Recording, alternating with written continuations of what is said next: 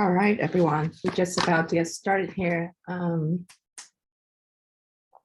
Thank you so much for tuning in. I think we can get started in just a second.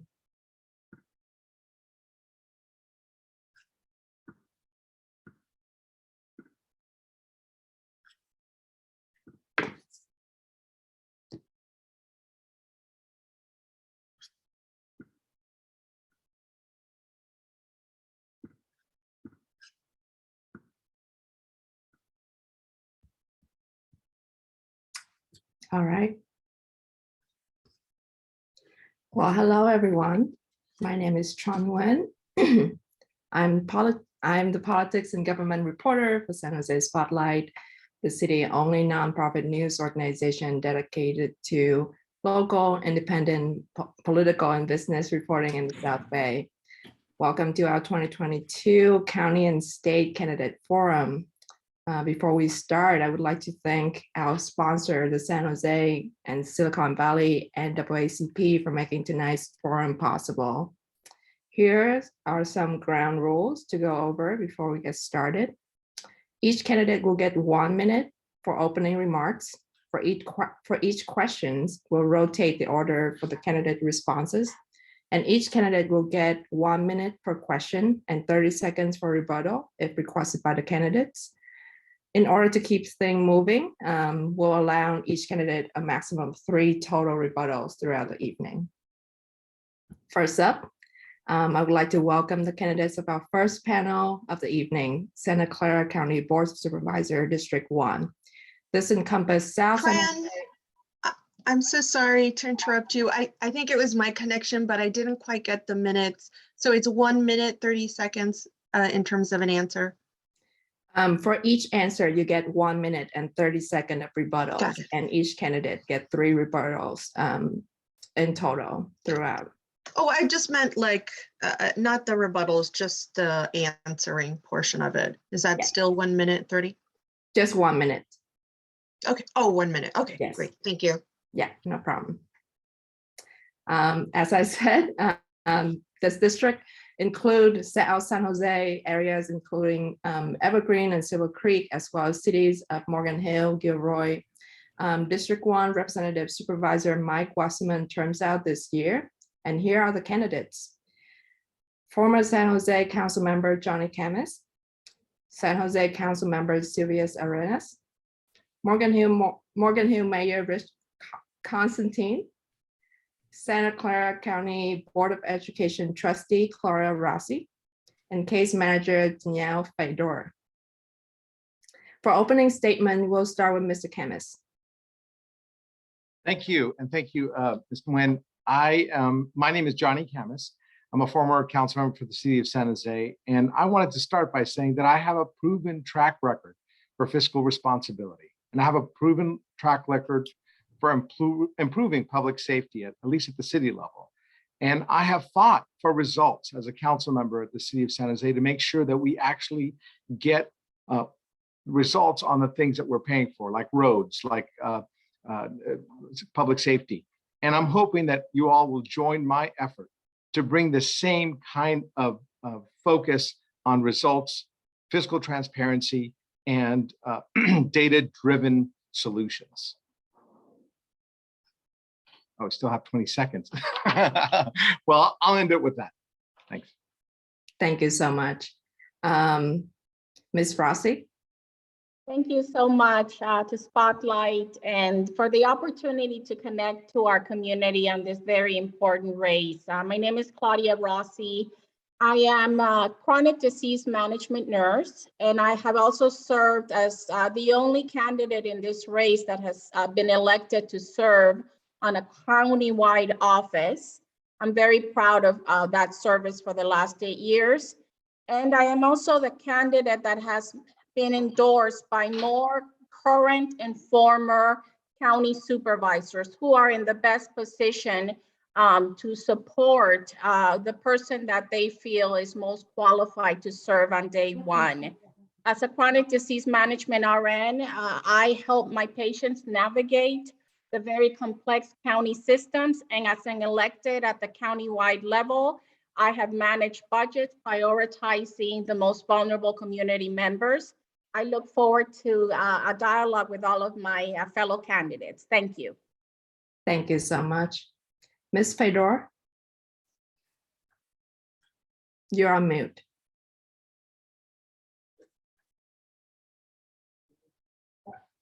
You're still on mute for I some think reason. by now I would know better. I'm sorry about that. Here you go. All right. Good evening, and thank you, Spotlight, for the opportunity to speak with the community. My name is Danelle Fedor, and I ask for your vote for me for District 1. I'm seeking elected office because I will bring a well-balanced perspective to the District 1 supervisor seat for the following reasons. I'm the only Republican candidate running for this seat, and I'm very proud to be a fiscal Republican, bringing a voice for fiscal accountability and responsibility that we desperately need in government, especially at the county level. Without fiscal health, we cannot provide for our community. I'm against raising taxes and increasing fees. As a former rape crisis counselor and a current case manager for Life Steps, a federal nonprofit, I understand the importance of ensuring county services reach everyone, especially those in times of needs and crisis. It's important to have compassion and empathy for others. I will bring a well-balanced perspective of fiscal conservatism, compassion, and empathy to the supervisorial District 1 seat. Thank you. Thanks so much. Mr. Constantine? Great, thank you very much. And thank you to San Jose Spotlight for this opportunity, and welcome to my colleagues. My name is Rich Constantine, and I am the current mayor of the city of Morgan Hill. I am currently serving in my second term. I was first elected to mayor in 2018, but prior to that, I was on the city council in Morgan Hill, and I was first elected in 2010. And during that time, I was also a San Jose firefighter. I served 24 years and 10 months as a firefighter, and I retired 3 years ago. And as a firefighter, I know firsthand the needs of the public that live in Santa Clara County. And as the mayor, I've had to deal with, and I'm currently dealing with, issues that are facing all of our cities in the county. But I'm also a member of LAFCO. I'm the chair of LAFCO, as a matter of fact. Again, dealing with issues that are front and center that deal in the county. I'm also the vice chair of VTA. So I have current executive experience as well as experience with working with individuals and entities in the county that I will hope to continue to work for as supervisor. Thank you very much. Thank you so much. And last but not least, Ms. Arenas. Good evening, everyone. I'm Sylvia Dennis. I'm currently a council member for the city of San Jose. And really, I'm a first-generation Mexican-American that has served her community for more than 25 years. I've been in public service, serving families one-to-one in different variety of fields, from early intervention to community organizing, to now school board as an elected and council as an elected. I decided to really focus on elected service because I know that that's the way I can change the rules for families and change the systems. I have a master's in public administration, so I made an investment in my education to make sure that I provide the service that our community needs and the changes that our generations will need for our future. Thank you so much. Let's jump in our first question today, despite protests from the community. If you were on the board at the time, how would you have voted on this issue? And please explain your decision. And we'll start with Ms. Fedor. Okay. So if I was a supervisor, I would have supported the jail. I think it's a new jail. It's been a long time coming. One, we need to make sure that we have the state-of-the-art jail facility that can provide for the mentally ill, as well as making sure that those who need to be in detention have a safe place to be as well. Our current jail, although we oversee 4 hospitals, does not have an on-site doctor, and there's over 1,000 people living in the jail. And so I think it's important to ensure that we have health care for all people within the jail facility. And I also would like to piggyback that I think we should keep Old City Hall It's right across the street from the jail, and that I believe it's a historic structure. And I believe we can reuse that to serve our mentally ill population in the county. Thank you so much. Mr. Camus? Well, thank you. I actually wrote an op-ed asking our supervisors to actually vote for it. It was a 3-2 vote. And it shows that there's a delicate balance on this board. And had it gone the other way, the jail would have been defunded, and the dilapidated conditions that our incarcerated folks live in would have continued. I'm also very proud to make sure that this new jail will have 200 mental health beds, that people were going to state-of-the-art beds, that people are going to receive the proper treatment for some of their problems, and make sure that these mentally ill, dangerous people are not on our streets. Quite frankly, there's been such a large increase in crime and violent crime. Many of the people that are committing these crimes are mentally ill, and we need a new jail. The state said so. The state helped fund it, and I will make sure that the funding continues to be there in the future. Thank you so much. Ms. Arenas? Thank you for the question. I think it's a very complex question. This is a matter of looking at different systems that work together. So currently, the jail and those jail facility operations are the responsibility of the county, but the sheriff runs them. And this is where I think system integration and collaboration really needs to take place.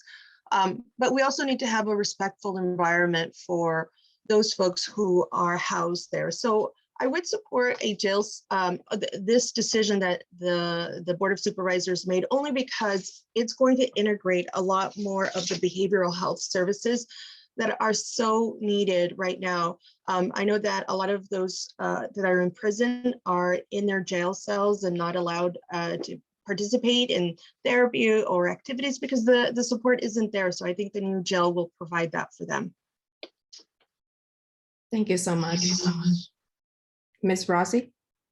Thank you. I want to start by saying that I truly appreciate that we live in a community where members activate around prevention, around providing support so that we can do everything possible as a society to keep people from getting incarcerated. But in speaking about the facilities where residents of our community are incarcerated, I would have voted yes. I have to share, I have patients who have a spouse, a child in those facilities, and those are the living conditions of our incarcerated residents. So I would have supported it. I support the fact that we are also addressing the mental health needs of our incarcerated residents. And also, when we don't have enough facilities, those incarcerated individuals have to go outside of county, which breaks that familial tie that is a very important part of rehabilitation, is to enable the families to continue visiting those incarcerated residents. Thank you. Thank you. And Mr. Constantine? Great, thank you very much. I too would have voted yes. And I would have voted yes for similar reasons. But one in particular reason is because I've been to the jail many, many, many times on calls as a firefighter. And there were areas in the jail where we didn't even want to put our bags down. And these are conditions that people had to live in. At the time of the tragedy of Michael Tyree, when he was murdered in the jail because of a mental health issue, the county had poured money into the jail system to help provide mental health services, but they couldn't add more space. So that the facility needed to be upgraded. But for me, it's not an either or, it's an and. We also need to increase the mental health capacity that our county is providing to our inmates. This is something that's important. It's not an either or for me. The jail needed to be done, but also we also need to increase the amount of care that we give to make sure that our inmates are treated fairly and that there's no revisitism. Thank you. Thank you so much. The next question The board recently recognized the county is experiencing a mental health and substance use crisis. What policies or programs would you implement to address these related issues?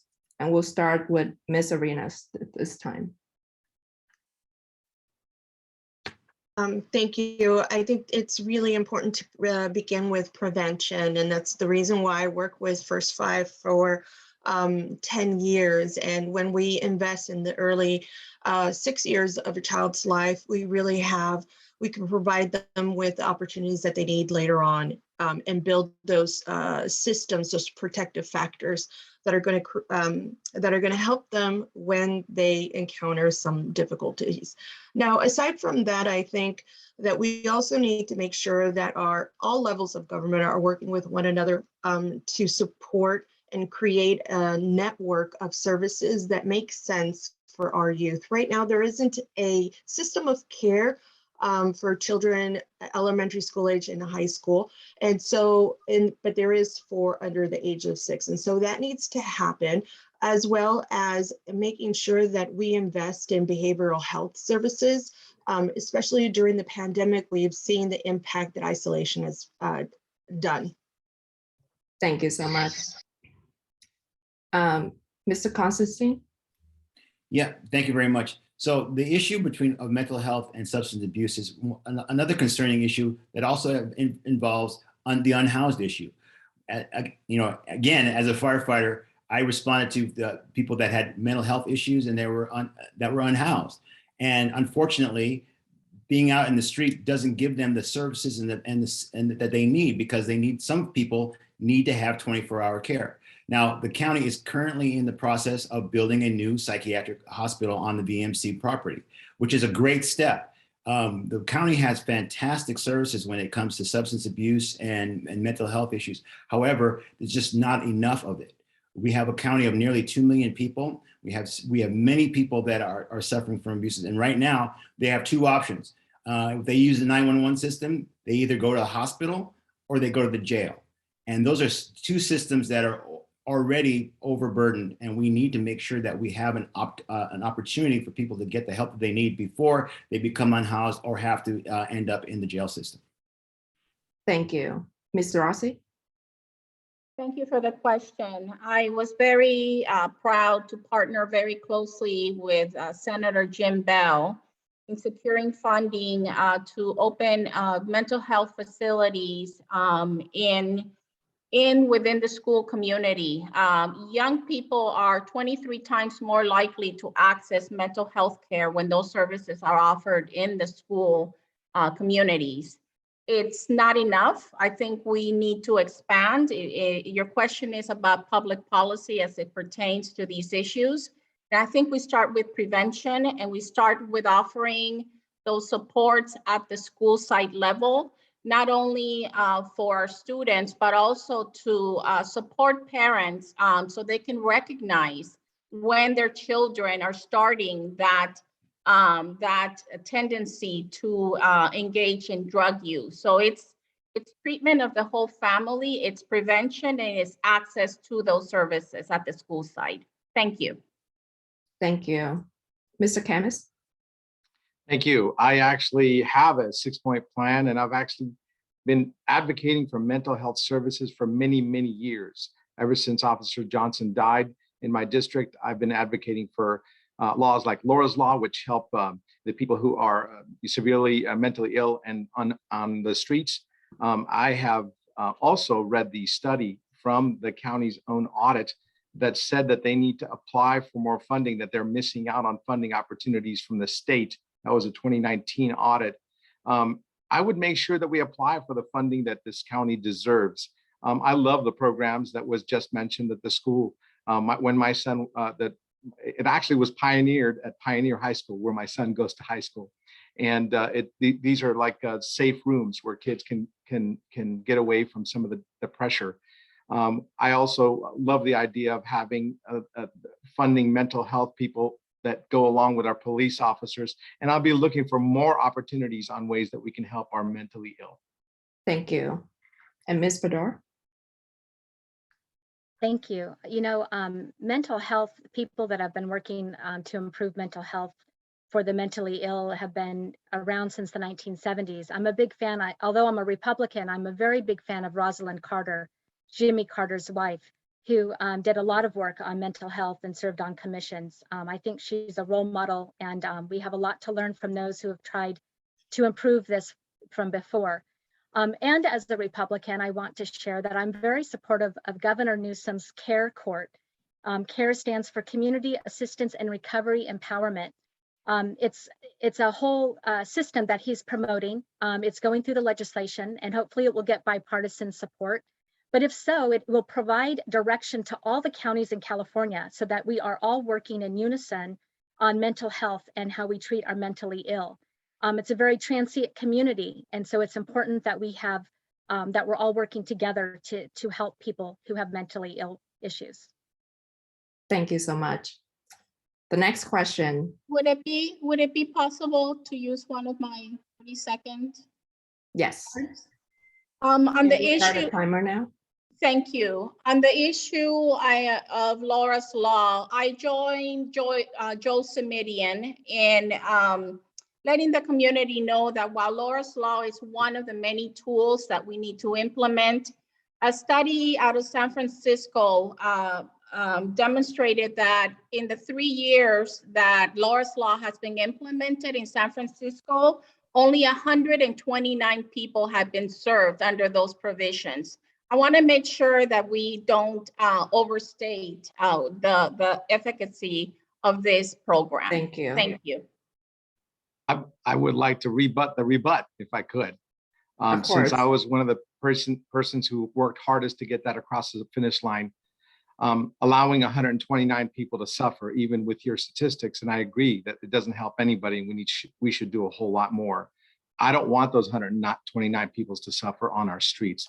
On top of that, if you look at the same study, that county is saving $500,000 a year on services that would have gone to these folks had they be remaining on the street. You could take a look at the article that was quoted in the San Francisco Examiner in 2019 that said that Thank they're you, saving Mr. Kenneth. $485,000 per Thank month. you. Tran, can I use one of my rebuttals? Yes, of course. Okay. So I would like to add that with all due respect, Johnny, I think that you've used Laura's Law as political jargon, and I think that has been very misinformation for the population. Joe Simitian was on the assembly 20 years ago when Laura's Law was first talked about at the state level, which gave permission for the counties to use it. I'm very supportive of Laura's Law, and I think it's very important, and I do believe in the cost savings, but I don't believe that you've used this in a productive way for the community. Thank you Well, so much. since I'm getting fired upon, I'm going to rebut that too. The fact of the matter is, before 2015, nobody knew about Laura's Law in the county. The county had not implemented it. It was a distinct effort where I actually got resolutions passed in Milpitas and unanimously in the city of San Jose to ask the county, to pressure the county to pass Laura's Law and implement it and fund it.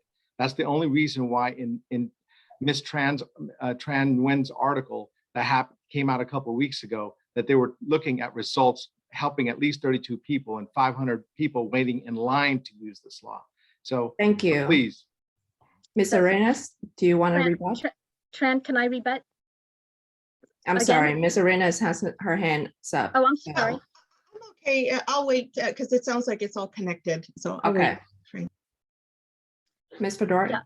Yeah, I also want to say that I am the only Republican and I am a fiscal conservative. And Johnny has a point plan for his point plan, but he calls himself a numbers guy, but you're missing your numbers. I've been doing research this past week, and if we go along with that point plan, it's going to be it could be up to the billions in trying to implement that. I think the CARE Court is a much better plan. It's much more collaborative, and I think we should be working with our other Thank you so counties much. and the governor bring resolution to Thank you so much. mental health. I have to be allowed to rebut this. I mean, this is nonsense. Quite frankly, if you really read the report, the CARE Act itself grants $14 billion if it comes out. Currently, there's $2.1 billion from the state that the county can actually apply for. in this fiscal cycle. And then there's a $10 billion ongoing commitment from the state and Gavin Newsom. So the money's there. And I don't even know when you actually switch to be a Republican. Danelle, you're so proud of it, but I just don't know when you actually switch. When have you become a Republican? Thank you. Ms. Do Arenas? I don't want to use one. I'm okay. I don't need to rebut again. So can I wait for that or what do I do? You have one As far more as- rebuttal, but I do? would, Okay. Ms. Arenas, would you like to jump in? Okay, go I'm ahead. okay, go ahead. Do you want a rebuttal? I can wait. I'll let Ms. Arenas go. Thank you. Listen, I think that if we are looking at laws when kids are already in trouble, we are in trouble. This is too late. We have to take a look at the origins of all of these issues and and how systems perpetuate poverty and harsh discipline against people of color, children of color, and how sexual assault is the number one reason why young women touch the juvenile justice system. And this is really what we need to take a look at and create preventions and interventions at a very early stage, instead of looking at laws that once it's too late because the mental health has deteriorated, or those Thank you. conditions under which the person is living are terrible. I would like to do another question, if that's okay. We'll move on from this. Public transportation is woefully inadequate in much of South County. What would you do to improve public transit and alternatives to driving in District 1? Sorry, Mr. Camus. Go Well, ahead. for one, I would stop wasting money on what I call vanity projects. I've been examining the cost efficiency for the light rail extension to Eastridge. It's gonna cost another $566 million. They have to buy another $500 million worth of light rail cars, and it's going to take away 2 lanes of traffic. I think the money could be much better spent on, dedicated bus lanes or more dedicated services available for that region, and the rest of the money could be spent on creating more routes to where people live down in South County, in Morgan Hill and Gilroy, and beyond. Quite frankly, there's a whole lot of people that work in the South that need reliable transportation, like Caltrain, and there's only a couple of services per day that go down there, and we need to spend money where people live and work. Thank you. Ms. Rossi?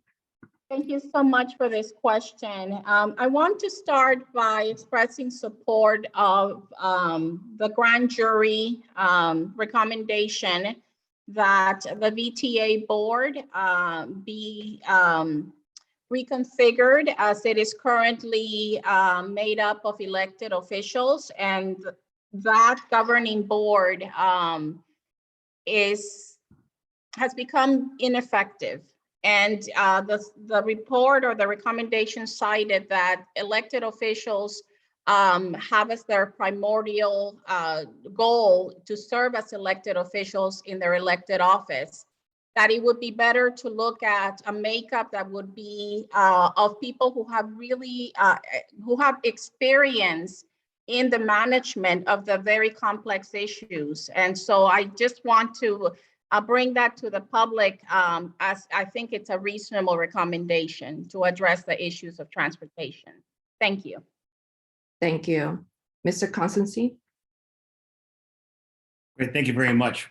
Well, Ms. Rossi seemed to hit me right where I live. I serve on the VTA board, and Mark Berman of the legislature has looked at possibly changing that legislatively at the Sacramento level to do exactly that. But I can tell you that as a member of the board, getting better transportation for not only South County, but the region is District 1 has 70% of the entire land mass of the county is very important.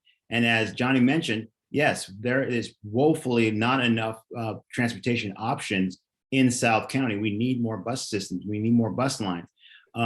But we also need to expand the freeway, the 101 system. We're building mobility to the north and to the south. We're putting in express lanes up 85, but we're not taking care of the choke point that exists in South County between Morgan Hill and Gilroy. So these are issues that need to be done. I need more than a minute to discuss it, but those things need to be worked on. Thank you. Ms. Arenas? Listen, transportation is also another symptom of the issues that we have here in Silicon Valley, where there's a tale of two cities, really. Those folks who have such a high cost of living compared to what they earn. And so they have to move to an hour, hour and a half away, 2 hours. There's so many folks who are coming in and out of our city. And that really is at the origin of this issue. Now, we also have to think about how to increase local jobs. It also protects our environment to have smart and planned growth so that we can increase really the viability of our city and the jobs, as well as making sure that when we have Caltrain and an availability for the South County that is more than twice a day, if we really want people to come out of their cars and use our public transportation, it has to meet their needs. And right now it's not meeting their needs. Thank you. Ms. Fedor?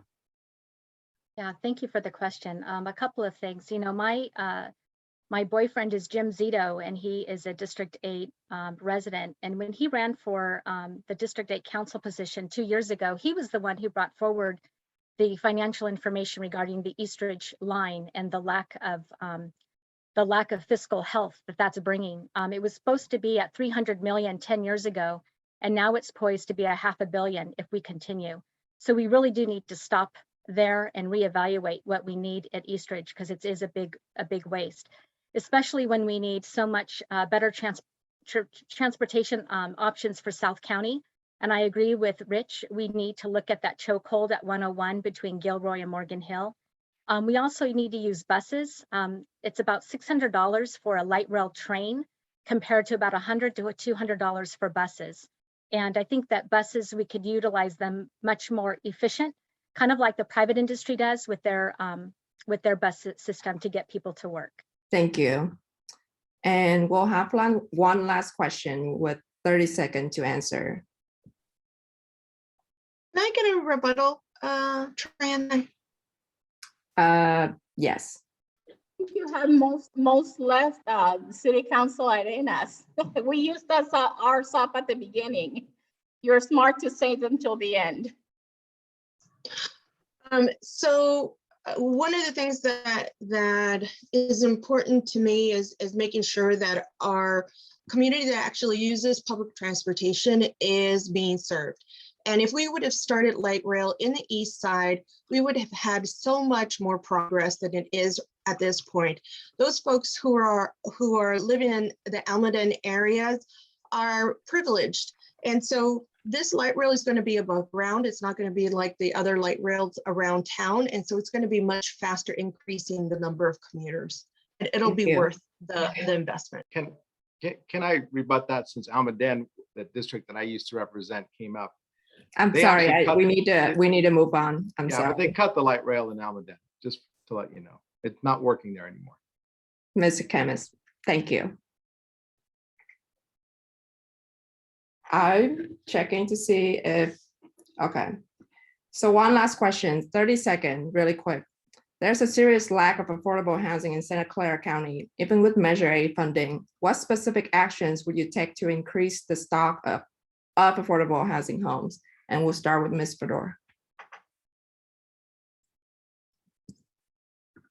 Well, I think that we've 20 years ago in the city of San Jose, let's say 2000 to 2005, we were having a housing problem as well. I think it is something that will consistently be problematic, especially now with the affordability issue. I think it's important to build, to make the best use of our land. What we need to do is build high-rise and make sure that we have healthy living and amenities, and use the underutilized properties that the county has Thank in the you. best way possible. Ms. Arenas? Thank you. I think this is where we need to be very creative and make sure that our private and government is working together to maximize affordable housing and integrate them in the development.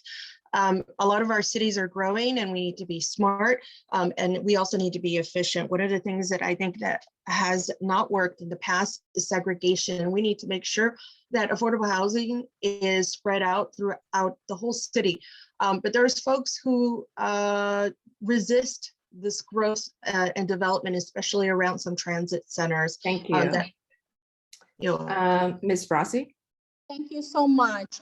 School districts that are facing declining enrollment have closed down schools. I think we need to explore bringing in school districts that can refurbish their unused facilities to contribute to the solution. The county also very carefully needs to assess county lands so that we could use those available sites to bring in container housing, prefabricated housing, and bring in philanthropic funds to also address the issue. Thank you.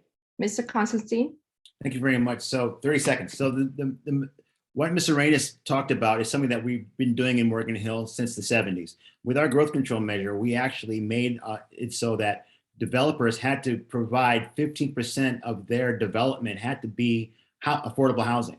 You know, building homes is not the only thing that we need to do. We just can't build more market rate housing. We have to build affordable housing. And that's one of the reasons why Morgan Hill per capita has more below market rate housing than any city in Northern California. So that's something that I would continue to do because we need to work together on this.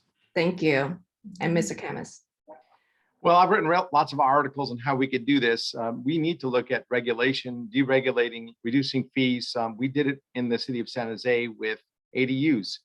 We reduced the fees, we reduced regulations. We went from 20 ADU permits per year to 600 per year this year. I'm looking at other ways, including working with JPAs. JPAs, joint powers authorities, actually can be allowed to operate and buy brand new Class A buildings and rent restrict them for workforce housing, 80%. Thank you. Okay, wow, 30 seconds goes by fast. Yes. Well, thank you so much. That concluded our first panel of the evening. Thank you so much for your participation. Thank you. Thank you all.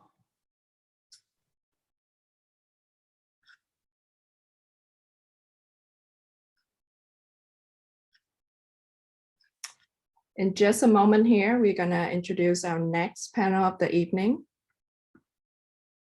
Just waiting for candidates to be promoted. Okay, here we go.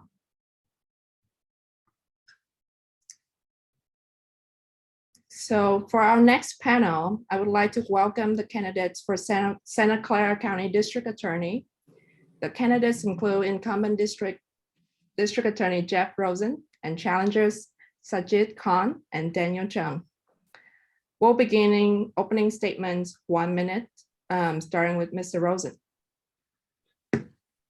Thank you. I'm running for re-election to continue to reduce crime through prosecuting and holding accountable criminals, as well as through prevention. I'm also running to continue to reduce incarceration. We've reduced incarceration in our county by 50% as part of my leadership as DA. We've done that through diversion programs, through more mental health, more drug treatment, and through not using cash bail. So I want to reduce crime, even though we have the lowest crime rate of any large county in the United States, but we want to make it lower. And we want to reduce incarceration, even though we use incarceration 40% less than other counties in California. And finally, I want to strengthen trust between law enforcement and the communities we serve through using our community prosecutors, which are based throughout the county in high impacted crime areas, as well as through our transparent officer-involved shooting protocol, the Bend the Arc grants, which we announced last year, and finally through having the most diverse office we've ever had in Santa Clara County. Thank you. Mr. Chung? Thank you. My name is Daniel Chung and I'm running for DA. It is time for change after 12 years of DA Rosen. I am a career prosecutor who is committed to prosecuting crime.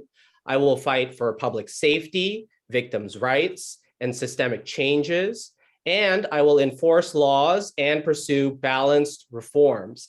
As DA, I'm going to prioritize prosecuting repeat, serious, and violent offenders. The revolving door of criminals that DA Rosen has helped create must stop. We must take seriously both violent and property crimes. And as DA, I will reform charging and prosecution practices to treat both defendants and victims with dignity and fairness.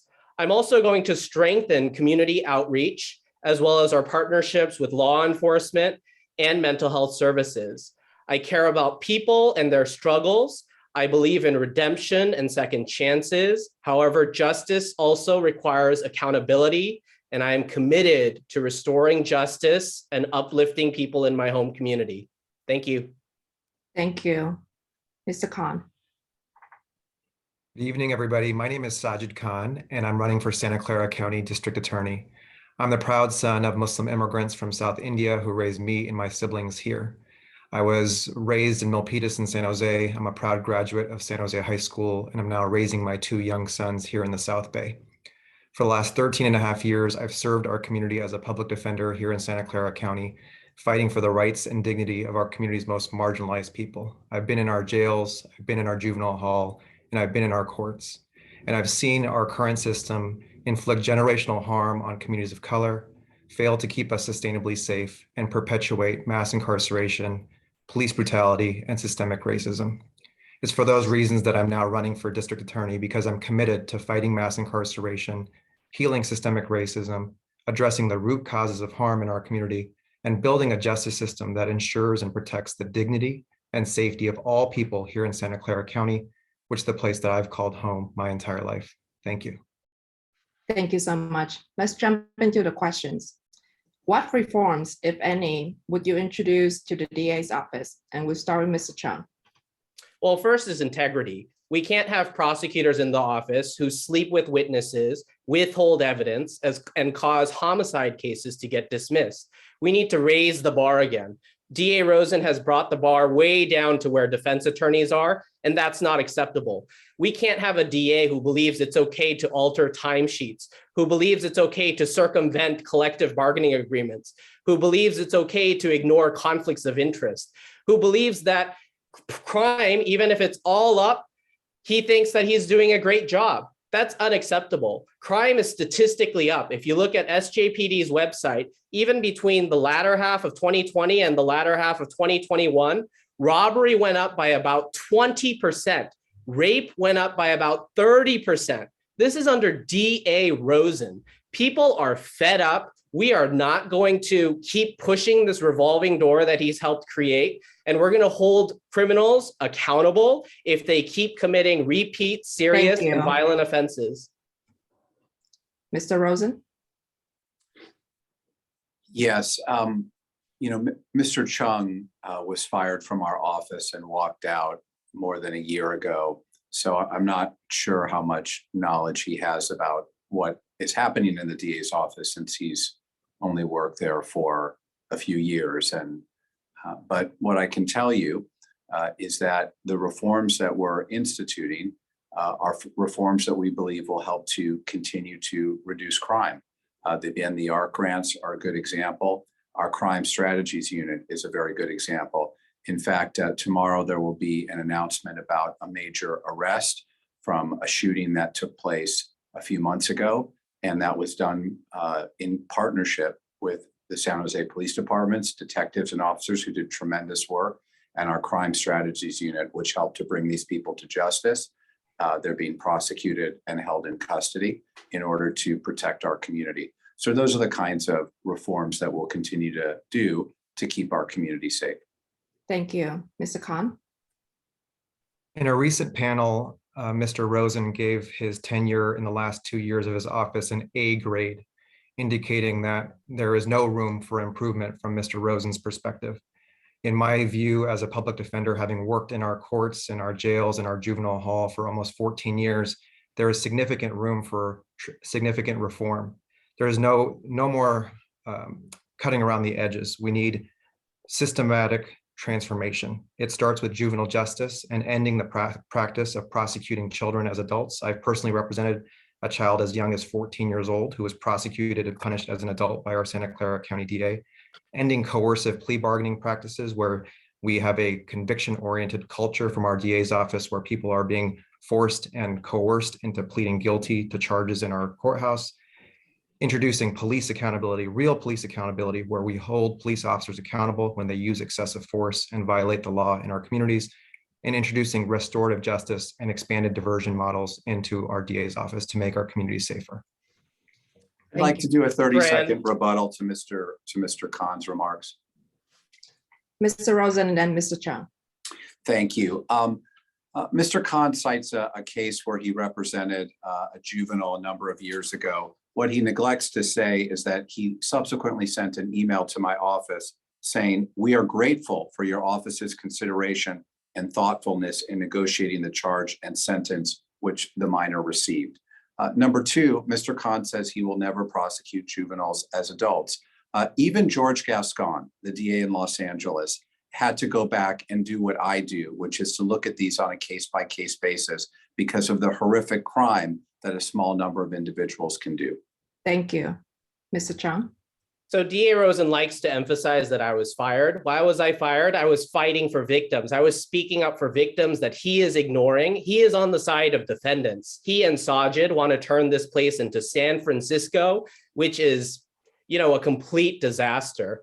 You won't hear from DA Rosen rebuttals to my claims because they're true. The truth is really difficult to rebut. And we should keep in mind the way he politicizes cases. Last time he ran, he tried to politicize a Deanza rape case, saying that he was going to reopen it, look into it. After the election, Thank you. He basically arrived at the same conclusion. Thank you. We'll move on to the next question.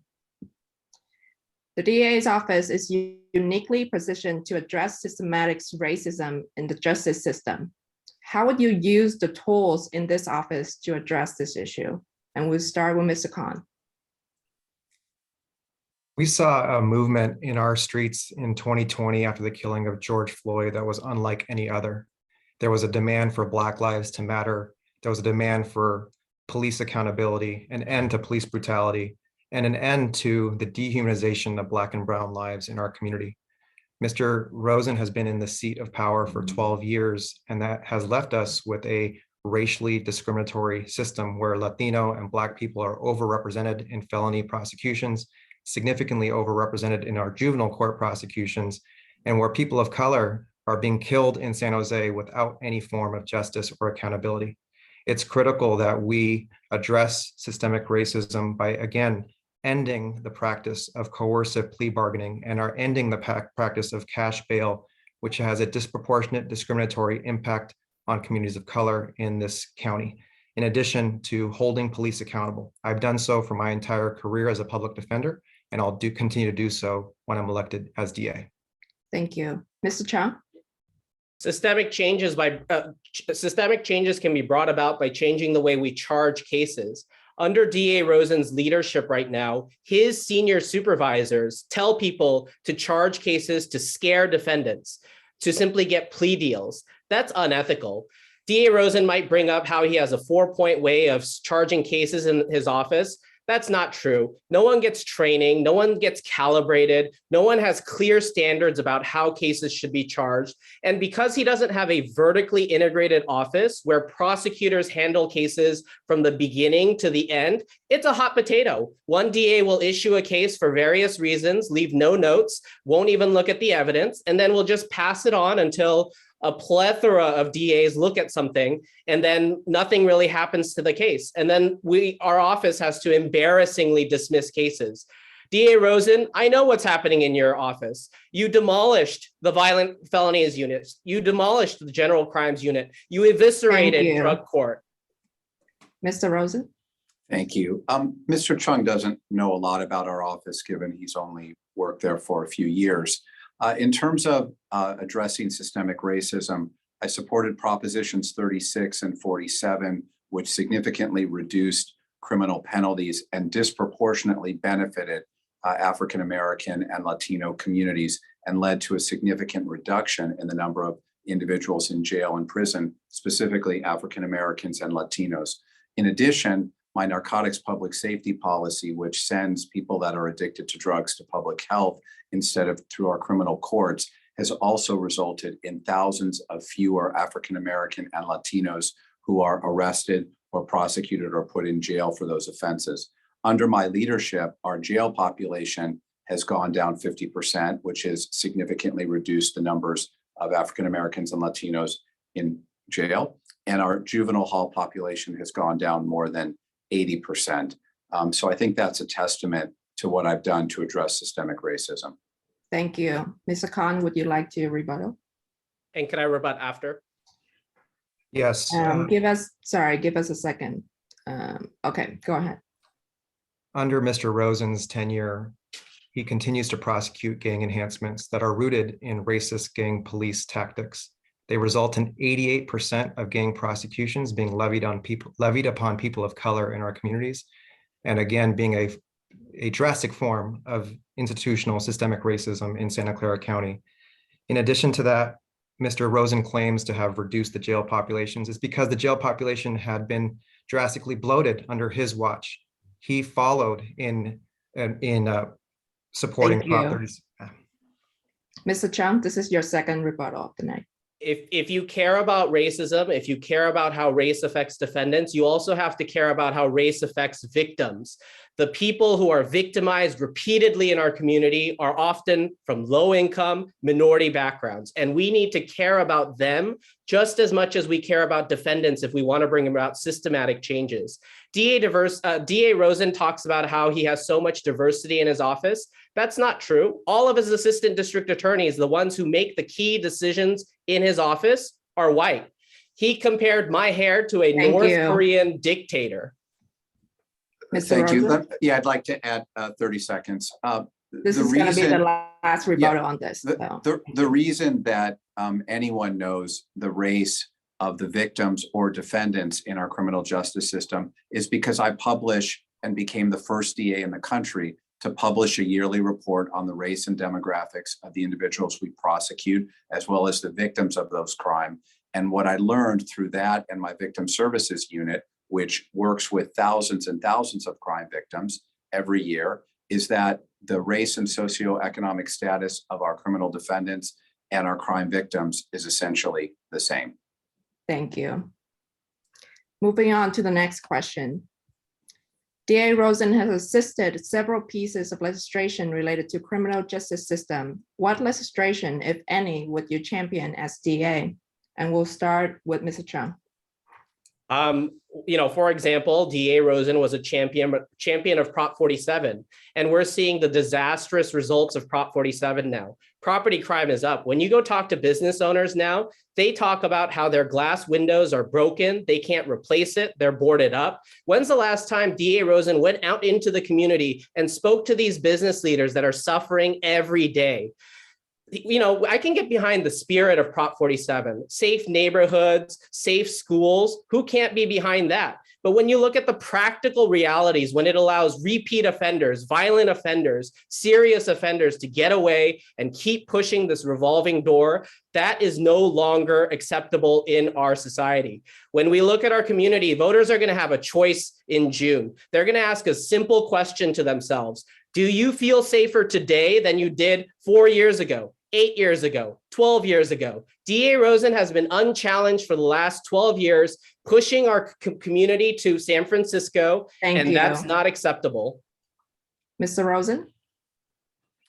The legislation that I've supported is legislation that has made the punishment for rape the same, whether the perpetrator and the victim were married or whether the victim was unconscious.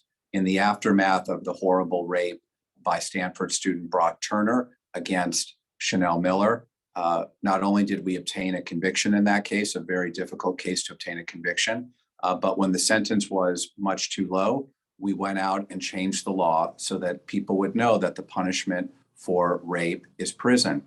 That's something, Mr. Khan has championed Brock Turner and says that he got a great sentence and there's not enough empathy for him. I really think the empathy there should be for Chanel Miller and all the other victims of rape and sexual assault. And that's why I've also supported legislation that has helped to test rape kits faster. We test rape kits faster than ever before and faster than any crime lab in the United States, thanks to my partnership with Cindy Chavez to get us the resources. Thank you. Mr. Khan? Well, Mr. Rosen has been an opponent to many significant criminal justice reforms in our state that were actually advocated for by many of our own elected leaders here in Clara County. Mr. Rosen fought against SB 1391, which ended the practice of prosecuting 14 and 15-year-olds as adults. He fought against the Racial Justice Act, which was sought to remedy systemic racism in our criminal courts. He fought against SB 1437, which changed and modified an outdated and draconian felony murder rule. He fought against Prop 57, which gave judges the authority to litigate transfer hearings as opposed to having the unilateral ability to prosecute children resting in the hands of his DA's office. So we have a DA that has fought against progressive reforms. He's not been a leader in our state. He did not lead in enacting Prop 36 or Prop 47. He was responding, or he was responsible for the very harms that those propositions were seeking to address. Thank you. Moving on to the next question. San Jose officials recently raised concern about a surge in pretrial release of serious and violent felons. Would you change anything about the county's pretrial release program? And we'll start with Mr. Rosen. These are decisions that are made by judges. And what we have done in our office is to encourage judges in cases of serious repeat offenders, whether those are repeat property crimes or repeat violent crimes. We've encouraged judges to hold those individuals in custody pretrial, and that's what we've asked for. Sometimes the judges agree with us and we present a lot of evidence and argue for why this person should be held because they're dangerous, but the judges don't always agree with us and sometimes release individuals over our objection. And unfortunately, individuals that have been released over our objection have gone on to commit serious crimes. So I'm hopeful that our judges will continue to learn from that and be more careful in terms of their balancing and to balance on the side of public safety and to hold individuals in custody who are dangerous, which is what we always advocate for in the DA's office. Thank you. Mr. Khan? I've been serving in this community as a public defender for almost 14 years and have witnessed our current DA's office advocate for cash bail to be set in so many cases, which has resulted in people being held in our jails, not because they're too risky to be released, but because they're too poor to afford to pay bail and to get out. And it's resulted in mass incarceration. It's resulted in systemic racism and has really harmed our communities and harmed communities of color and destabilized them. And so I'm committed to ending the practice of utilizing cash bail that doesn't make our communities safer. It's critical that we abide by the California Constitution, that we respect the presumption of innocence, while also keeping our communities safe. It's critical that we do utilize pretrial detention in the most narrow and scrutinized cases to ensure that our communities are safe. But it's also critical that we release people that are not threats to public safety and utilize mechanisms like our Office of Pretrial Services to keep our communities safe. Thank you. Mr. Chung? DA Rosen likes to blame judges for pretrial release of serious and violent offenders. Apparently, the buck doesn't stop with him. He is responsible for the release of many of these offenders as well. 12 years ago, when he ran for DA, he said that exercising peremptory challenges against judges is un-American. However, what has ended up happening over the last 12 years is that we have become one of the weakest DA's office out there. We have no control in the courts anymore. The prosecutors have no credibility because they charge weak cases, make weak arguments, and don't stand up for victims. The DA's office, if judges are making bad decisions, has an absolute responsibility to make sure that we exercise peremptory challenges against them. DA Rosen tried to eliminate bail, which was rejected by the voters. We absolutely need bail so that we have stratification and gradations to treat different types of offenders. DA Rosen has been specifically and directly involved in the creation of this revolving door, and he needs to take responsibility. Thank you. We'll move to closing remarks. Everyone will have 30 seconds on this, and we'll start with Mr. Khan. We're in a unique moment here in Santa Clara County where our community is demanding a progressive leader to move us away from systemic racism, to move us away from mass incarceration, to hold police accountable, and to manifest Black Lives Matter. I am uniquely qualified, given my rootedness here in Santa Clara County, my years of experience as a public defender, to lead us into a new era here marked by healing, justice, safety, and dignity for all people. Thank you so much. Thank you. Mr. Rosen? The one thing that the DA's office does that no other government agency or government official can do is prosecute crimes. And one person running against me has never prosecuted a crime and now wants to head the prosecutor's office. And the other person running against me has worked in this office for a few years and has been unemployed since he was fired. What we need is balanced reform that we focus on safety and reform, and that's how we get both. The people running against me are only focused on one, and when you only focus on one, you get neither. Thank you. Mr. Chung? I am grateful for the support of Santa Clara County. This is my home community. I grew up here in a single parent immigrant family in Milpitas. Financial aid and teaching jobs enabled me to attend Harvard and Columbia. My father served in the military as well as in law enforcement and inspired me to pursue public service. I prosecuted gun crimes in New York and prosecuted violent crimes here in Silicon Valley. In 2020, DA Rosen awarded me the Webb Award for being one of his 2 best trial prosecutors that year. I ask for your vote very respectfully. Thank you. That concludes our second panel of the night. Thank you so much for your participation. Thank you. Take care. Thank you.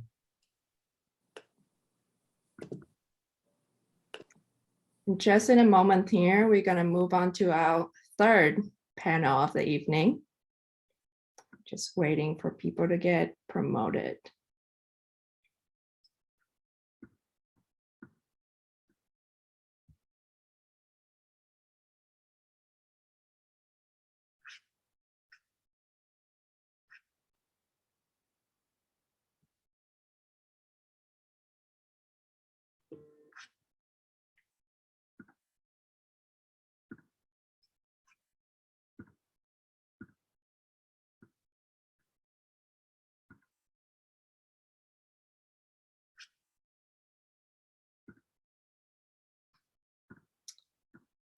Okay.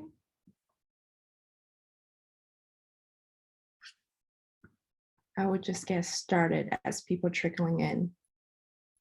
Moving on to the third panel of the evening, the contest for Santa Clara County Sheriff. Sheriff Laura Smith is not seeking for re-election. The candidates here tonight are retired Santa Clara County Sheriff's Captain Kevin Jensen, Sheriff Sergeant Sean Allen, Santa Clara County Sheriff Sergeant Kristen Nagai, and Palo Alto Police Chief Bob Johnson. Candidate Ann Colton isn't available to participate in tonight's forum. We'll start with opening statement, 1 minute. We'll start with Mr. Jensen. Thank you. I am unique in this opportunity because I've been here for 37 years and I've served the county when they gave me my first shot as a young married with a father who'd been in prison for armed robbery. So I came up in a different kind of an atmosphere. And when I went all the way through the department, always trying to give back with gratitude for what I've been given, I saw some things as I promoted up all the way to running the jails as the assistant chief, captain of the patrol, coroners, courts. I've run them all. And I found that when we don't have responsibility and the trust of the public, then we don't have anything. I've been fighting for 12 years against this incumbent and against the disservice that's been done to the community and to our agency. We've really failed to give our public and our agency the actual excellence that we deserve. So in fighting all these battles, in receiving all these endorsements from Blanca Alvarado to Johnny Camus, bipartisan support, basically all law enforcement that have endorsed me, I feel like it's about time that we reward somebody who stood up with courage to fight the injustice from the inside and to gain the respect from everybody else in the community. I'd be honored to serve all of you. Thank you. Mr. Allen? Hi, good morning or afternoon. My name is Sean Allen. I've been a part of the department for about 32 years. I'm homegrown. This is my community. I've spent an entire community teaching and training law enforcement within our agency. I spent an entire career fighting the corruption and exposing the corruption. I'm the only candidate that's seen the systemic racism from the other side. I was wrongfully arrested in this county, incarcerated and exonerated. And I fought consistently to change those type of things and ensuring equality in our system ever since then. I'm running on I want public safety. I want accountability reforms and transparency. Those are things that I'm not promising. Those are things I've been doing my entire career. I want to also help the mental health. And that's the key here, as well as we're short the resources to do that. And I want to make sure we collaborate and make sure that happens. Thank you. Thank you so much. Is there a timer? I can't see a timer. There is a timer on our screen. So if you can, yeah. Well, let's move on. All right. Ms. Nagai? Hi, good afternoon. I am running for sheriff because I want to change law enforcement, not just here in Santa Clara County, but to influence change everywhere in the nation. Law enforcement needs to take a serious self-inventory. We need to ask ourselves, who are we here for? And I've taken a look and I've seen so many things that need to be addressed. And we need to look no further than the summer protests of 2020 to see the arbitrary uses of violence and aggressive tactics have no place in our civilized society. And the instances of violence that we see are only the ones that have been caught on camera.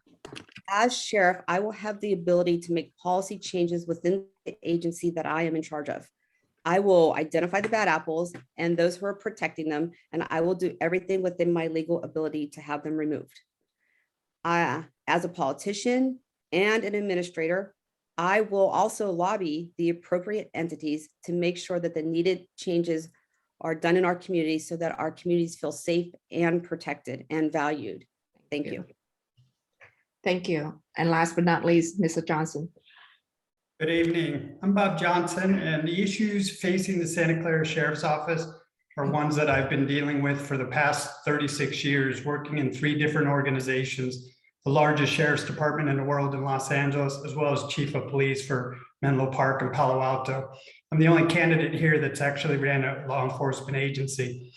And I've been the chief of police for the past 9 years, addressing our profession's greatest challenges. I've been actively engaged in police accountability, transparency, and reform. And I'm the only candidate that's actually implemented programs to address mental health, both in our communities and the workforce. My strategies of reducing crime within communities have led to state and national awards for community policing. My paradigm on policing is not shaped through the lens of one organization like the other candidates before you. Mine provides a broad perspective, serving diverse communities, finding solutions for their own unique challenges. The Mercury News stated it well Saturday when they endorsed my campaign. Their recommendation to voters is that Bob Johnson is the best candidate to bring new ideas, change the culture, implement reform, and restore trust and integrity in the organization. Thank you. I would like to ask everyone to be respectful of the timer. We have a lot of questions to get through. Let's jump into the first question. The sheriff's office has been criticized for its lack of transparency. Please describe some tangible ways you would increase transparency in this department. And we'll start with Ms. Nagai.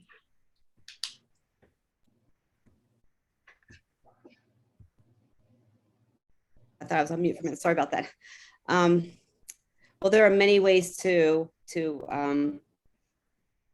increase the transparency. One, we need to unencrypt the radio traffic that has been plagued the entire county. With the encrypted radio traffic, our media has been shut out. They do not know where to go and to get the stories. And for me, that is unacceptable. I will also, as I had stated prior, I will weed out the bad apples.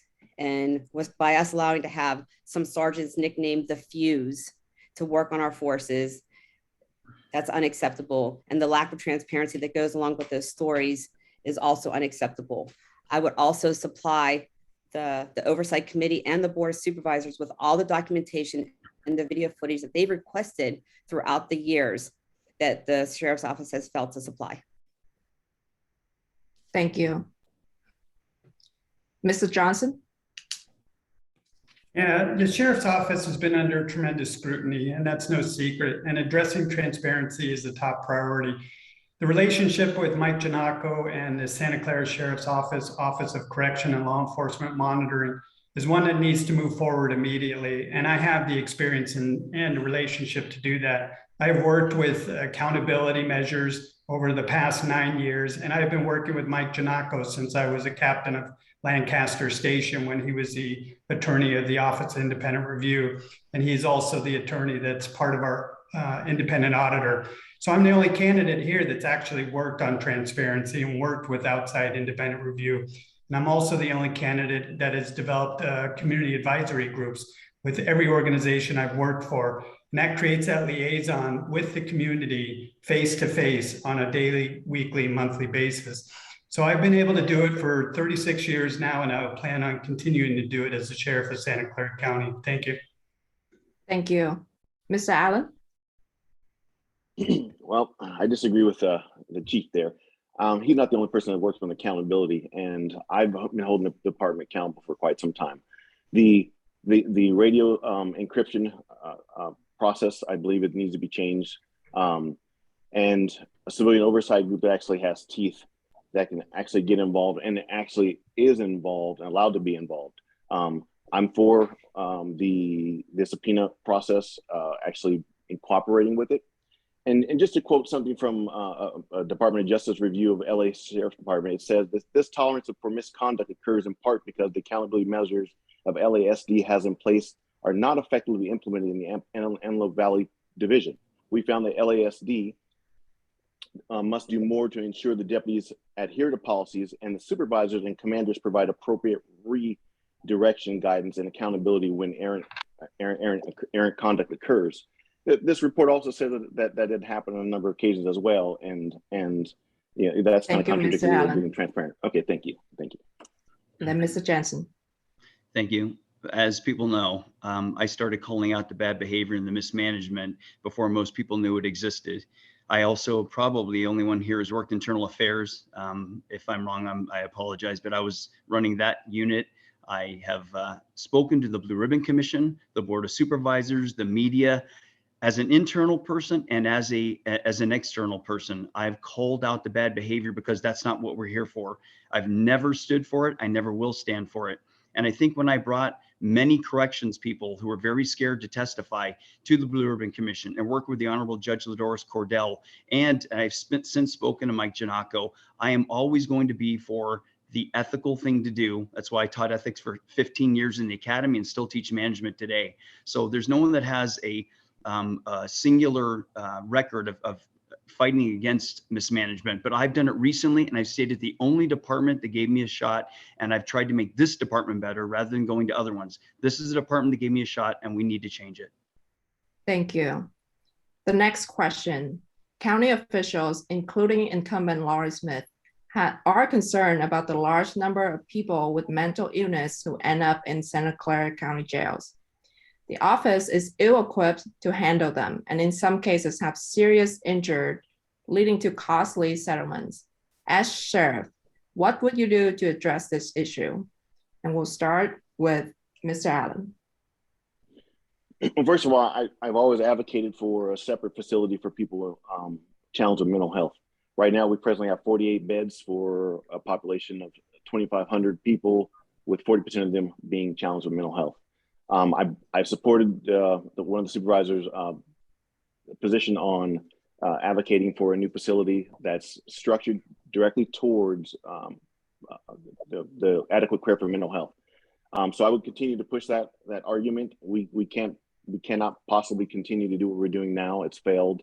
I've been intimately involved in some of the situations that are at the forefront today, and I've addressed them, but it's fallen on deaf ears with our administration, and it requires outside collaborations and outside leadership, like from the board of supervisors, to effectively do something different.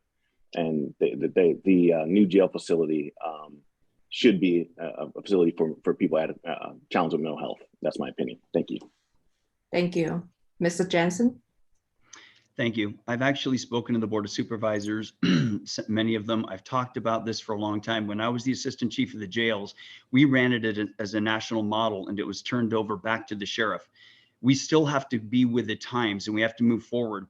Part of what I have said is I'm never going to give you an easy answer to get a vote.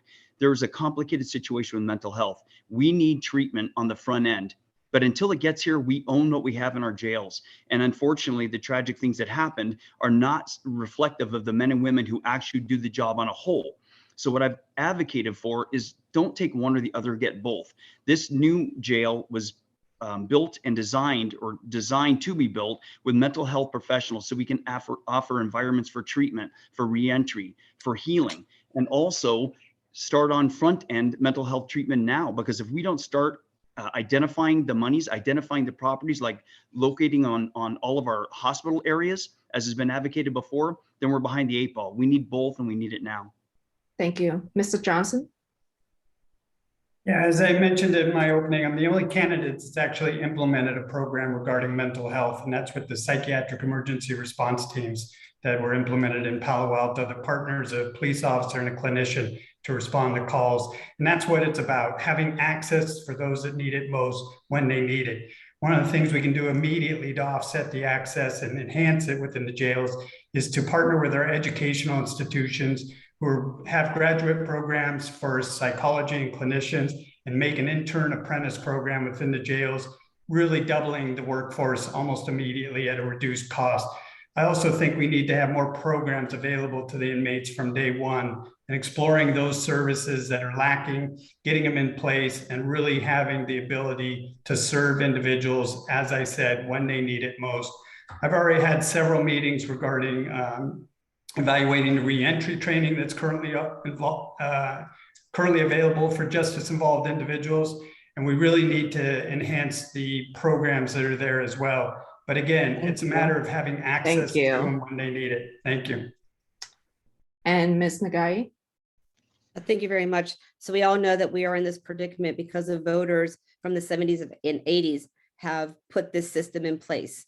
We have put our mental health families, friends and families in these situations, and now they are living with criminals, and they are being treated like criminals, and they should not be. We need a mental health facility right now. We cannot wait to 10 years when the jail is torn down and rebuilt, and another jail is torn down and rebuilt.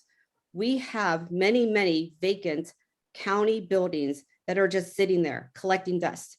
If we can retrofit our jails for ADA, we can retrofit these county buildings to help our friends and families, brothers and sisters who are incarcerated with a mental illness, and they can be housed in these areas where they are safe and they are provided with the appropriate care. Thank you. The sheriff's office has been under intense public scrutiny for months, with multiple investigations probing issues ranging from political corruption to civil rights violations in the jail system. As sheriff, what will you do to rebuild the trust with the community? And we'll start with Mr. Johnson.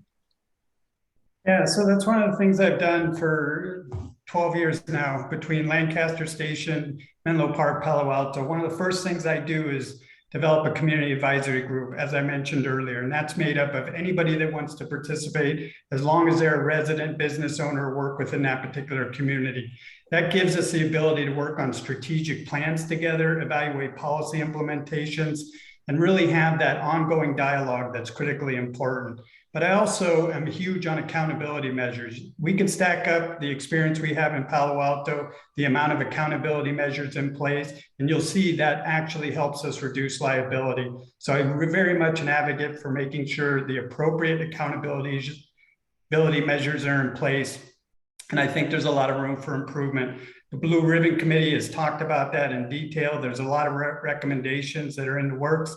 There's a lot more that still needs to be worked on, especially when it comes to the complaint process throughout the organization and holding people accountable. And I have a record of doing that. Thank you. Thank you. Ms. Nagai? Thank you very much. So we need a lot of community outreach with all of our special interest groups. As a mom, a military veteran, LGBTQ ally, I'm married to a man of color. I have a good representation of all these community groups, and I have continued to talk with them and speak with them, but we do need more. We need a lot of community outreach, and I would meet with all the community leaders. And after that, I would like to form a commission of community members and sheriff's deputies. That way they can meet, have weekly pressers and speak about the events and learn the culture of the sheriff's office, and the sheriff's office staff can learn the culture of all of our special interest groups. And with the greater community outreach, it creates a safer feeling for the community that they will have in law enforcement, and to regain that trust that has been lost years and years in the making. Thank you. Mr. Jensen? Well, I'm grateful that I already have the trust. I have the trust of 97% of the people that are going to have to make the changes in the DSA, the Correctional Peace Officers Association, every other law enforcement agency that is now endorsed. And that only goes to show that since I've been calling for oversight since 2013, and I've been a part of the Blue Ribbon Commission and brought people in to testify as to what was actually happening, that we can change it with people who are dedicated and committed, as long as they want to work with oversight. And I believe we need to do a better job of really engaged working with Mr. Janako, with the oversight committees, with all those people who are stakeholders who have a direct line of feeling and of a compassion of care with people that have been working and maybe underserved before. So all I've done since I've been here is call out the bad behavior and serve with excellence in all the major committees. I believe that, like the streamlining committee that I was a part of in the courts, if we can bring the stakeholders together, accept oversight as our responsibility, because to sit at the table of trust, we need to earn that back. And that's what I stand for. It's what I've always stood for, and I've fought for 12 years. Thank you. Mr. Allen? So the term public trust has to do with accountability, and that's what we're lacking here. We've all been in a position, all four of us, to hold people accountable, and that's not accurately display that that's what we've done. So again, taken from an example from the U.S. Department of Justice report, the LASD policies were reviewed where, for the most part, consistent with constitutional policing. However, our investigations show that these policies are not consistently followed, and that some types of policy violations are routinely tolerated. The trust issue here is a management issue. Everyone here today has had the opportunity to fix those things in their positions, but they have not. I have. You can see this is the public needs to know that the law enforcement chiefs and the sheriffs are going to be held accountable. The civilian oversight needs to be put in place, and they're going to hold their people accountable. And that's not what people are doing today. That has to happen in order to get the public trust back. If we're not holding our employees accountable and we're allowing bad behavior. Thank you. Thank you. Yep. A follow-up question to that. How will you improve staff morale and help the office retain staff?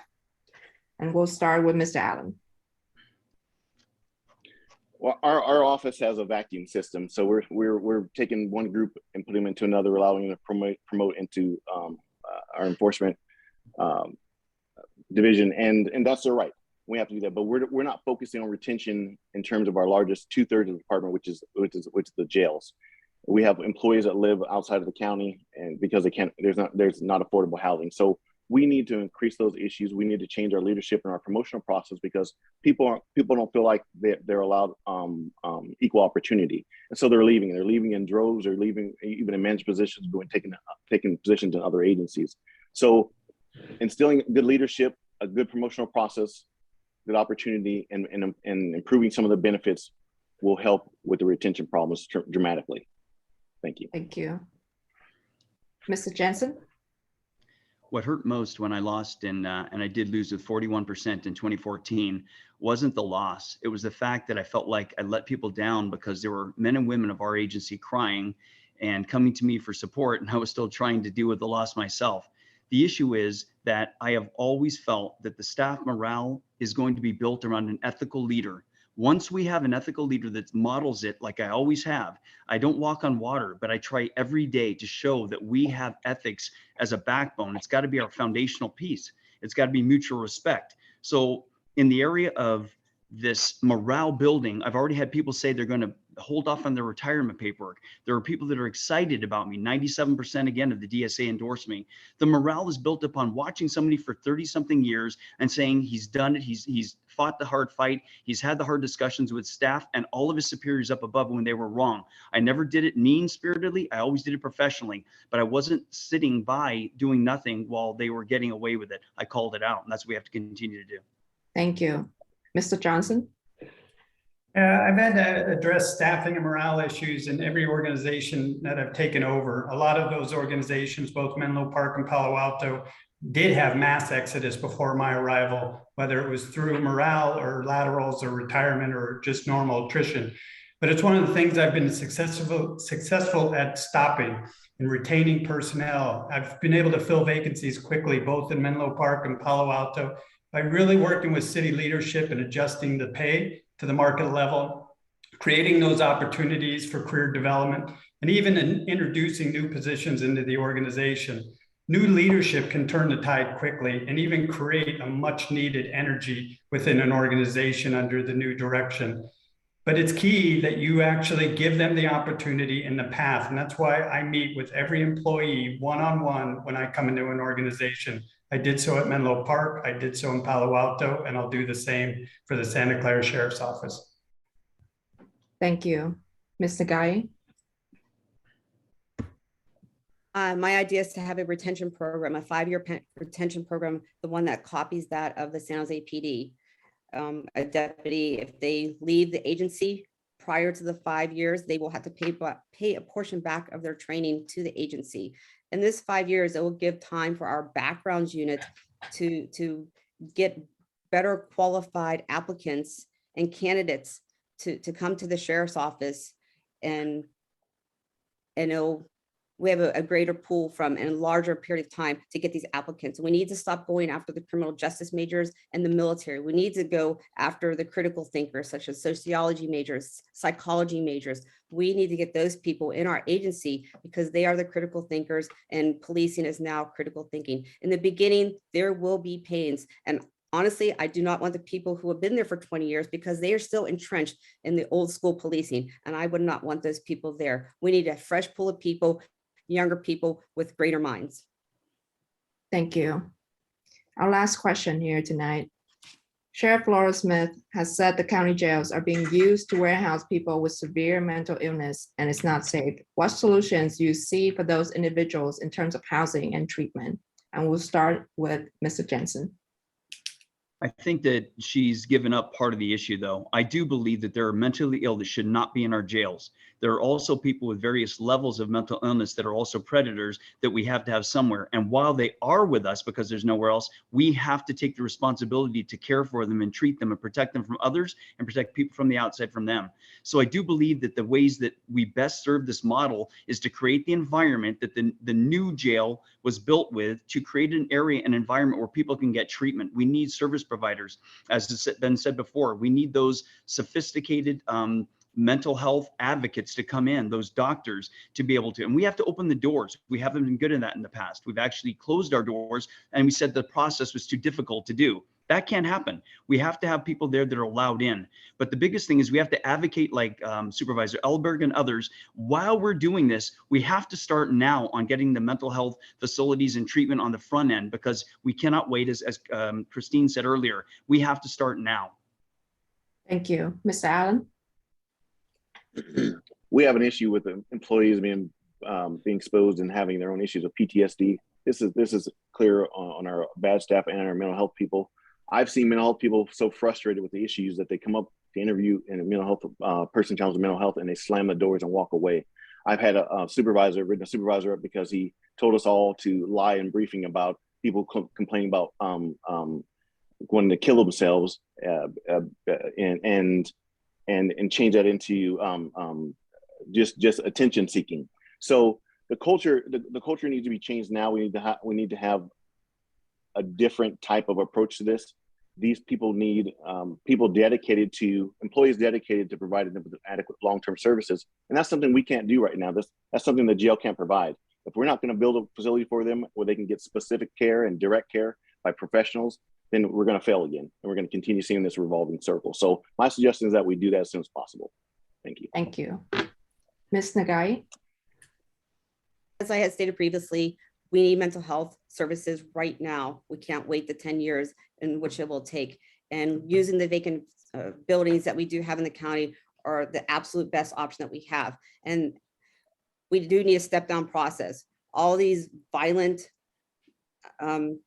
incarcerated individuals that come into our custody, they're not always violent. They're just off their medication. They're taking street drugs to supplement their normal medication. They're picked up from the home, they're homeless encampments, and their medication is thrown away. So we need to get them the help as much as possible. And once they hit a baseline, they can be an active member in society. And I do have many ideas, such as teaching them agriculture, get some dog training, and get them in those environments where they can learn and they'll have the services provided. And I will lobby as sheriff. I have a voice and I have a bully pulpit, and I will lobby for more funding for mental health services if I am elected. Thank you. And Mrs. Johnson? Yeah, so as I mentioned earlier, one of the things I'm going to do on the front end is support the Psychiatric Emergency Response Team program. I think it needs to expand. Right now, there are only 3 such teams in the entire county. There should be multiple teams throughout, because that way we can get people that are having a mental health crisis the services they need when they need it. And hopefully that'll be outside the jail system, rather than waiting till a crisis occurs and a criminal act to be conducted and then transferring them into the jail system. But even when we get there, because we know that's going to continue, there's a lot we can do with the environmental design of a jail. Fantastic publication that just came out, Inside the Box, which talks about how detrimental custody environments are for the mental health and well-being. So through simple design protocols, we can actually make a difference. And I'm excited about being part of that. And as we all know, a new jail has been approved. So we got to work to make it the best place it can be to reduce to harm the individuals that are housed there. Thank you. Thank you so much. And that's conclude our 3rd panel of the evening. Thank you everyone for your participation. Thank you. Thank you very much, everyone.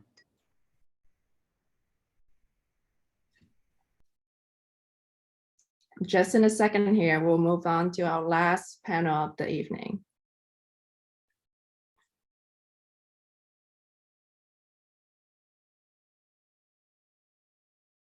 If the candidate can raise their hand in the participants group chat, that would be very helpful for us.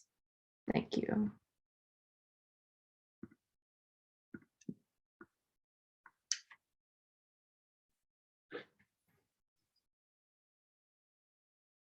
So as people are being promoted up to our panel, still waiting on Teresa.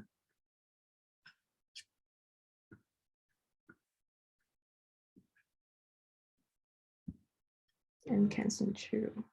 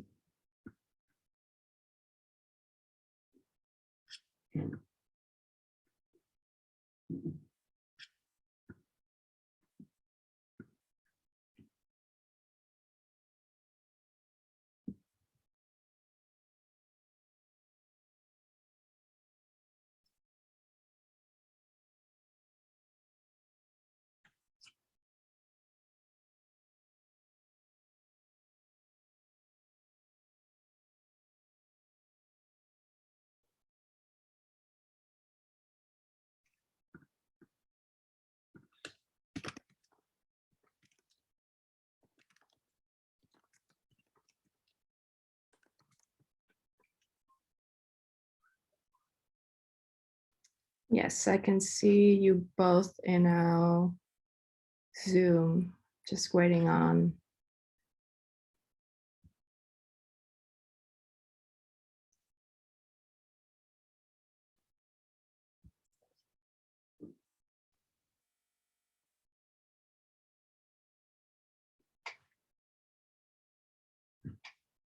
Just a second here. I'm not sure.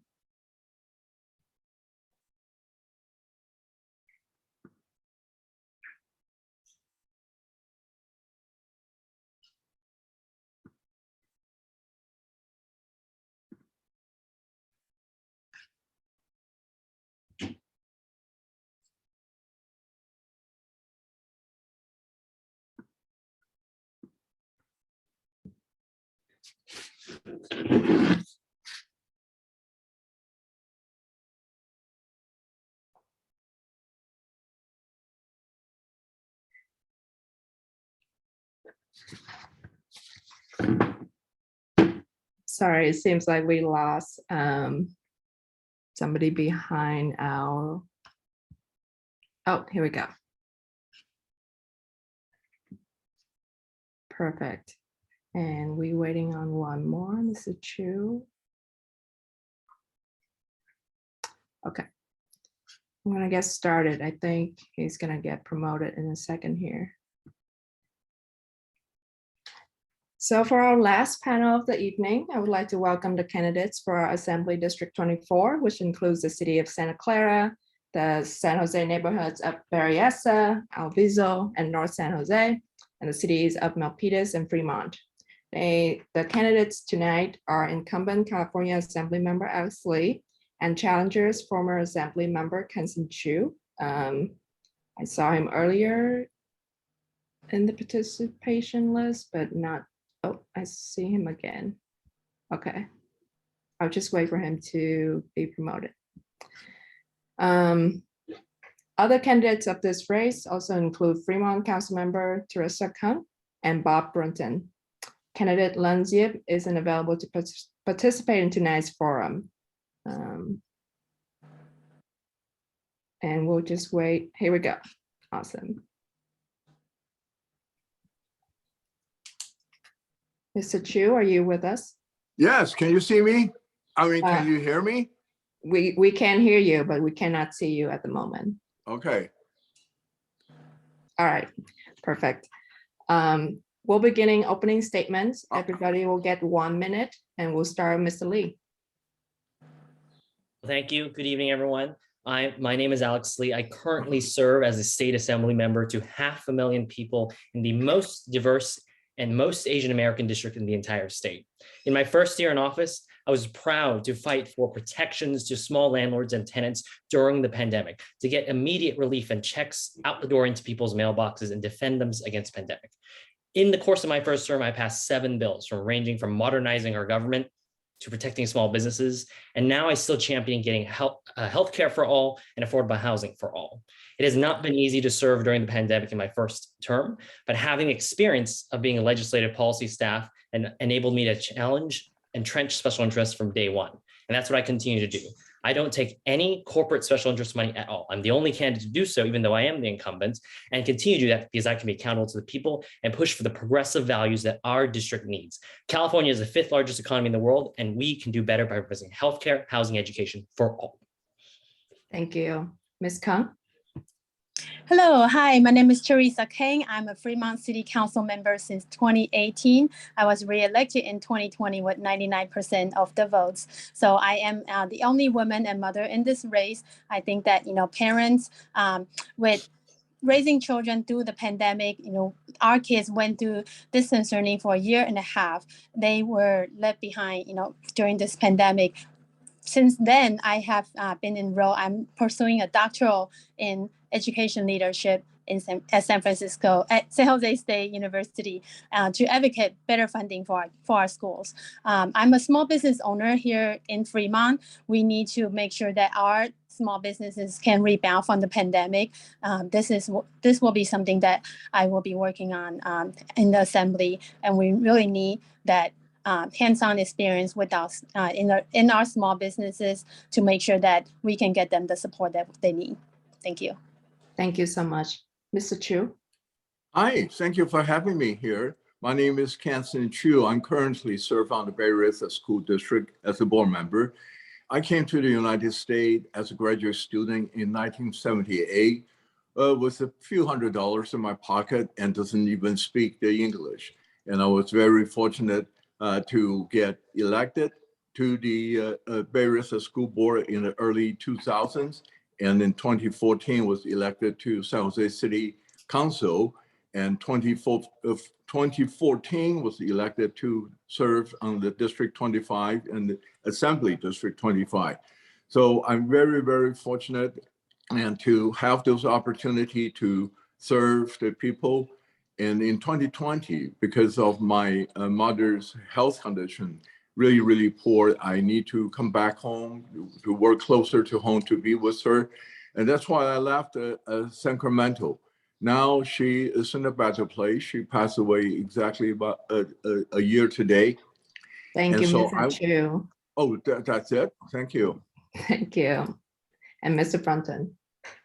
Hello, everyone. My name is Bob Brunton, and like everyone else on this panel, all of us have been elected to office before, which is unusual for a race of this type. I served 12 years as a community college trustee at Ohlone College and also 40 years business owner here in Silicon Valley. You know, I still believe in California. It used to be the greatest place to be, and it should still be. But the problem is it's not. The pandemic exposed so many problems in our state, and that's the reason why I'm running. Because it's time to really reform and restructure our state government. We have and the status quo, the defenders of both political parties have basically been withholding us to make the necessary changes to make this state really work well. They call me the common sense Republican, and I'm proud to carry that because my focus is on solutions, not excuses. I am proud of the fact that when I was elected before, and even though they know you're the Republican many times, be able to work across the aisle, I am the one candidate who's demonstrated over and over again the willingness to bring people together to make this state and district wonderful. That's what we're going to talk about later today. Thank you. Thank you. As you mentioned, all four of you have served in elective office. What is a bill or measure that you introduced that you're most proud of and why? We'll start with Mr. Kang. Oh, I'm sorry, Ms. Kang. Yes, so I will mention recently during the pandemic, half of the restaurants in our nation, as you're aware, have closed their doors for good. So in Fremont in July 2020, we voted to cap the delivery platform fees that DoorDash, Uber Eats can charge from 30% to 15%. That I think had saved many of our restaurants and be able to weather through the storm that we're all experiencing. And the year before that, we actually here in Fremont, we voted to raise the minimum wage higher than the state minimum wage. So I think both of those are bipartisan bills that I helped to introduce in Fremont. Thank you. Thank you so much. We'll just all right, Mr. Chu. Oh, thank you very much. You know, I've been in the public service arena for 20 years. So I probably need about 10 minutes to finish the bills that I propose and I'm really proud of. But in the assembly, I have proposed a bill to make sure that every public school has mental health counseling services at a ratio of 1 to 400 students. And later on, it got amended to 1 to 600 students. That gave me the opportunity to receive a Mental Health America Award of pushing for the school-based mental health services. And another one that I just on top of my head is to change, abolish the fact that we have to change the clock twice a year. I have moved the bill through the House and signing to law and put it on the Proposition 15 in 2018. Now I'm very happy that the whole federal government is going to that direction. Thank you. Mr. Brunton.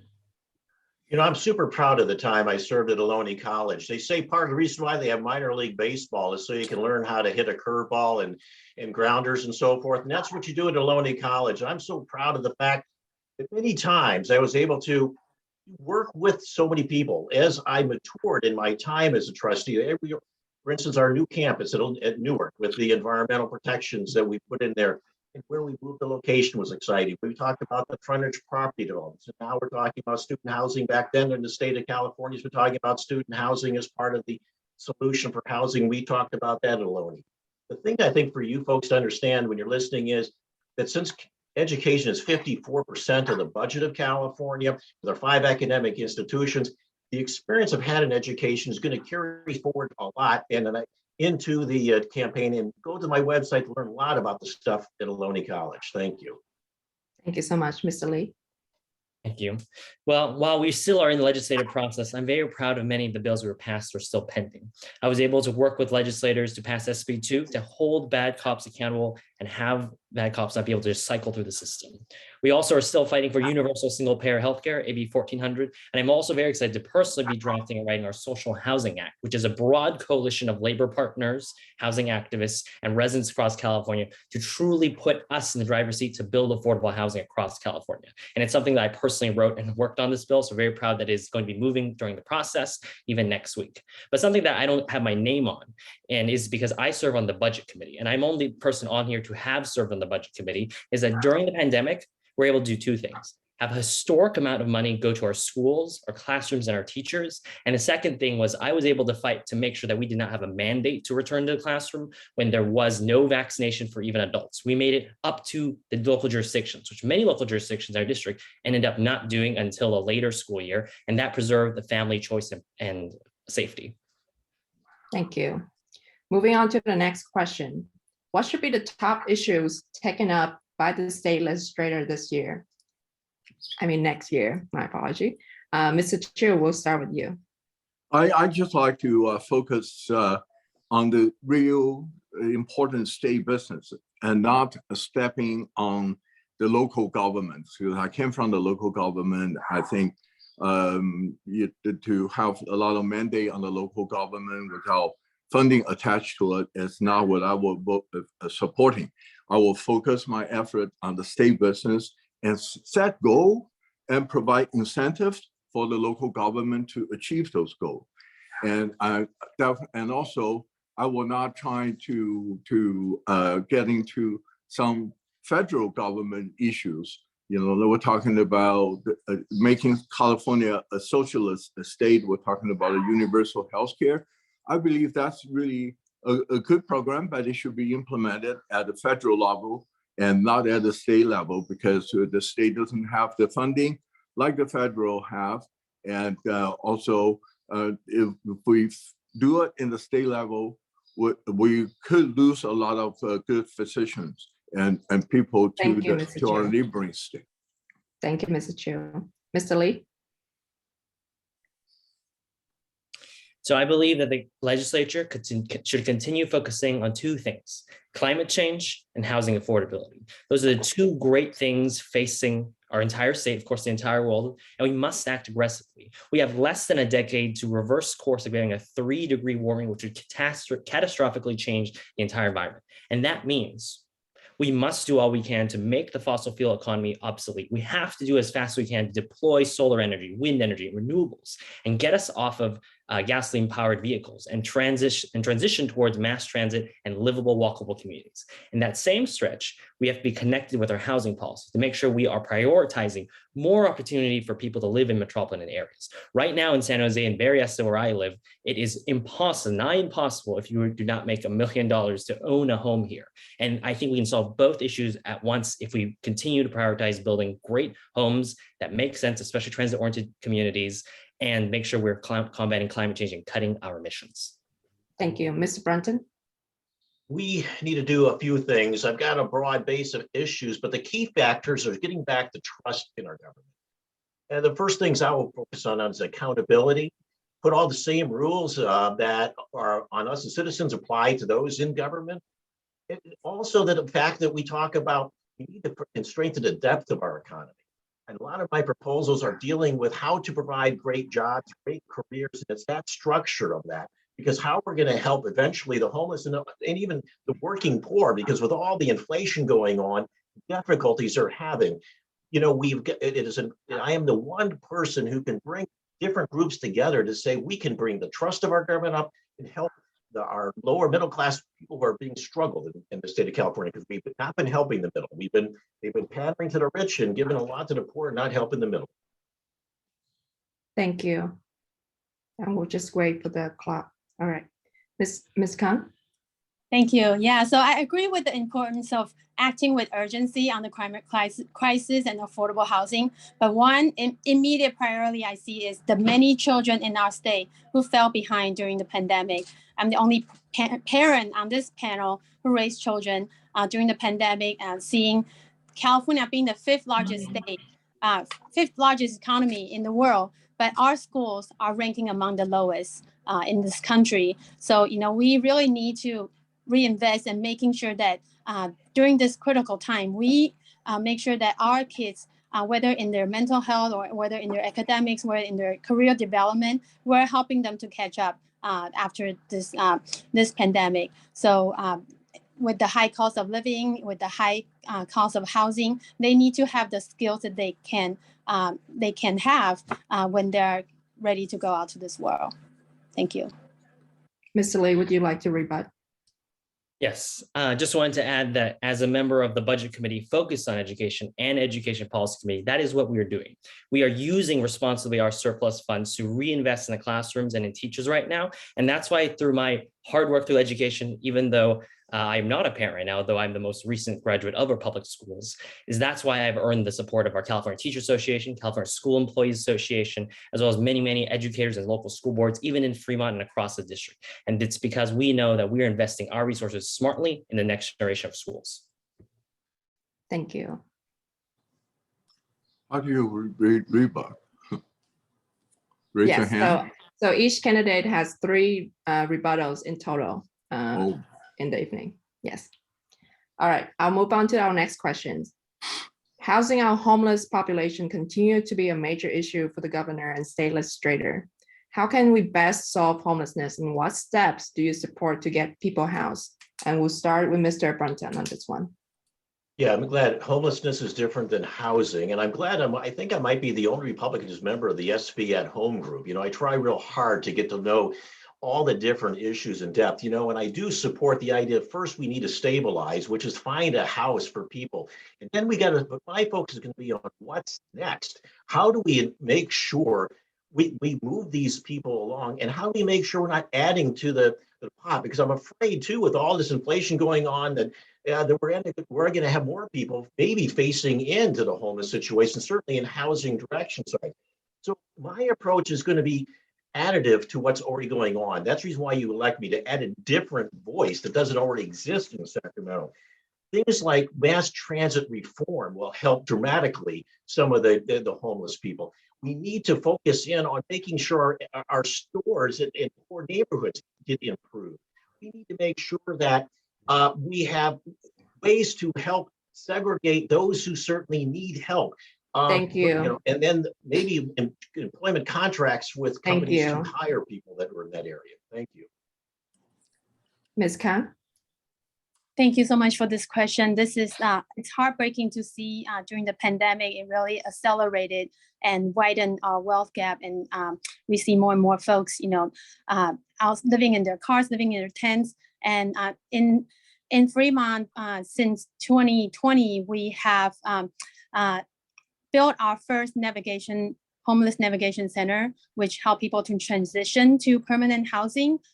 In the last couple of months, we also had unanimously passed to apply for a grant to participate and get state funding for a home key program, which will house more than 150 people who are either homeless or at risk of homelessness. I believe prevention is always better than helping them later. And you know, people live outside, their mental and physical health deteriorate. So we gotta help people before their situation get worse. Thank you. Thank you, Mr. Lee. Housing and homelessness are critical issues that I have spent my first term in office working on. In fact, it's something I ran on as a central theme.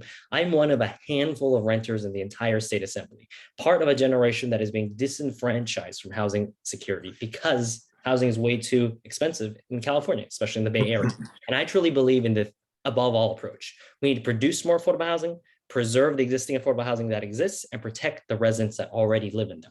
That's why I'm proud to champion the LSAC reform to prevent unjust evictions by property speculators. That's why I'm working on the Social Housing Act, a broad coalition, big bill that's going to produce housing as a social good, not as a commoditized good. And that is the important missing puzzle in this. Right now, almost all our housing is being built for profit, but that's why we need to have that. And when it comes to homelessness, we're doubling down our investments to solve homelessness and get people into supportive housing and wraparound services. That's why the budget has billions of dollars towards homelessness, and we continue to support great programs like Home Key to make sure people are housed and make sure people don't fall into homelessness in the first place. Thank you, Mr. Chu. Thank you very much. See, some candidate mentioned about the Home Key program. I'm very proud to be part of the solution there. We approved the Home Key program when I was in the assembly, and also billions of dollars to go to every city in California. Also provide some incentive for the city to meet the RHNA goal. And also we have filed some lawsuit against some city that ignore our data. But the housing and transportation are one problem, the solutions to one of the problem, two faces of one problem. So we also need to increase, to improve our transportation. I think that's very important. So people can commute to work without polluting our airs and wasting their time on the road. And in terms of housing allocation, the money, the very, very scared the money that we use on housing issue. I like to make sure that we have an equitable amount for the refugee housing. We have a little bit of technical difficulty with our timer, so I'm going to be timing on my phone now. We still going to keep it at 1 minute per question. Thank you so much. The next question. The Asian Law Caucus last year filed a lawsuit against the California Department of Housing and Community Development, alleging language and disability barriers in the rent relief program. How can we address this accessibility issue? And we'll start with Mr. Lee. Accessibility issues were something we flagged as a legislature quite quickly with the administration. It's sad to see that, look, when our communities are not in the driver's seat, especially when it comes to quick emergency orders, we don't become the first order of consideration, we become an afterthought. And this is something we in the legislature raised quite quickly and early, that the language, technology, and car-centric approach to our vaccinations, our testing, and then also to the rental relief was always going to be set for a nightmare. If you look back in February when we created the first rental relief program, that compromise we created, I flagged very early in the House that the compromise we created is not workable for users. And that's why this time I was proud to do it, but we voted for an extension of the rental relief program for a 5th time because we did not get it right the first time. And that's why it's important to have voices like me who represent this new generation of people disenfranchised from housing and understand housing insecurity so innately, but also represent our community that does not always speak English, does not always use technology very savvily. It's important to always have access as a mind. And that's also important why you have a legislator who can call out the administration. Thank you. Mr. Brunton? Yeah, this is an issue where I would admit that I would probably, if that hits me in the assembly, I'd say, wow, this is an issue I'm not too familiar with. I better reach out to those people who are my colleagues who know this issue better. And if Alex were one of my colleagues at that time, I'd say, Alex, how can we fix this problem? So this is something I wasn't aware. And I think Alex might do the same thing. He ran into a problem that he may not think was going to be right. Because clearly we cannot have discrimination. And it looks like the state's taking care of it. So that's my solution is I'm going to work with people who are experts to help me figure out good ways to solve the problems that I may not be aware of, because frankly, sometimes there's a lot of problems out there we don't know that, and that's what you're hiring us for, to figure out how to take care of things when they happen to you. Thank you. Mr. Chu? Thank you very much. This is a typical case, and this is really why I will not support a single payer healthcare in the state of California. There's a lot of things that we can improve. I'm not satisfied with the DMV services to our people. The EDD, they had so many hiccups during the pandemic. So the language accessibility is very important. I have bills that require all the important public health and benefit documents are being translated in multiple languages. Depends on where they live. If they meet the criteria for the threshold language, we need to provide it in those languages. So again, I know that there are so many departments in the state. Thank you, Mr. Chu. That Mr. Brunton. need improvement. Thank you, Mr. Chu. Mr. Brunton, would you like to rebuttal? Yes, Go after me or? some of the questions are coming over the line, and because of the answers being short, I'm the one that talks about reducing taxes a lot, and we need to reduce a lot of different taxes.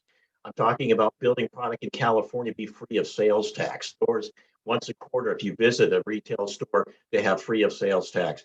We need to find ways to cut the taxes for our citizens and our customers and the people here. So I don't know if you'll be asking any questions about the economy and we're not getting our money's worth, but those people are asking about reductions of taxes, treating you with more respect.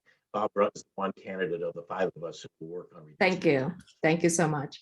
I would like to reiterate, this is just for rebuttal and not to address the comments in the chat right now.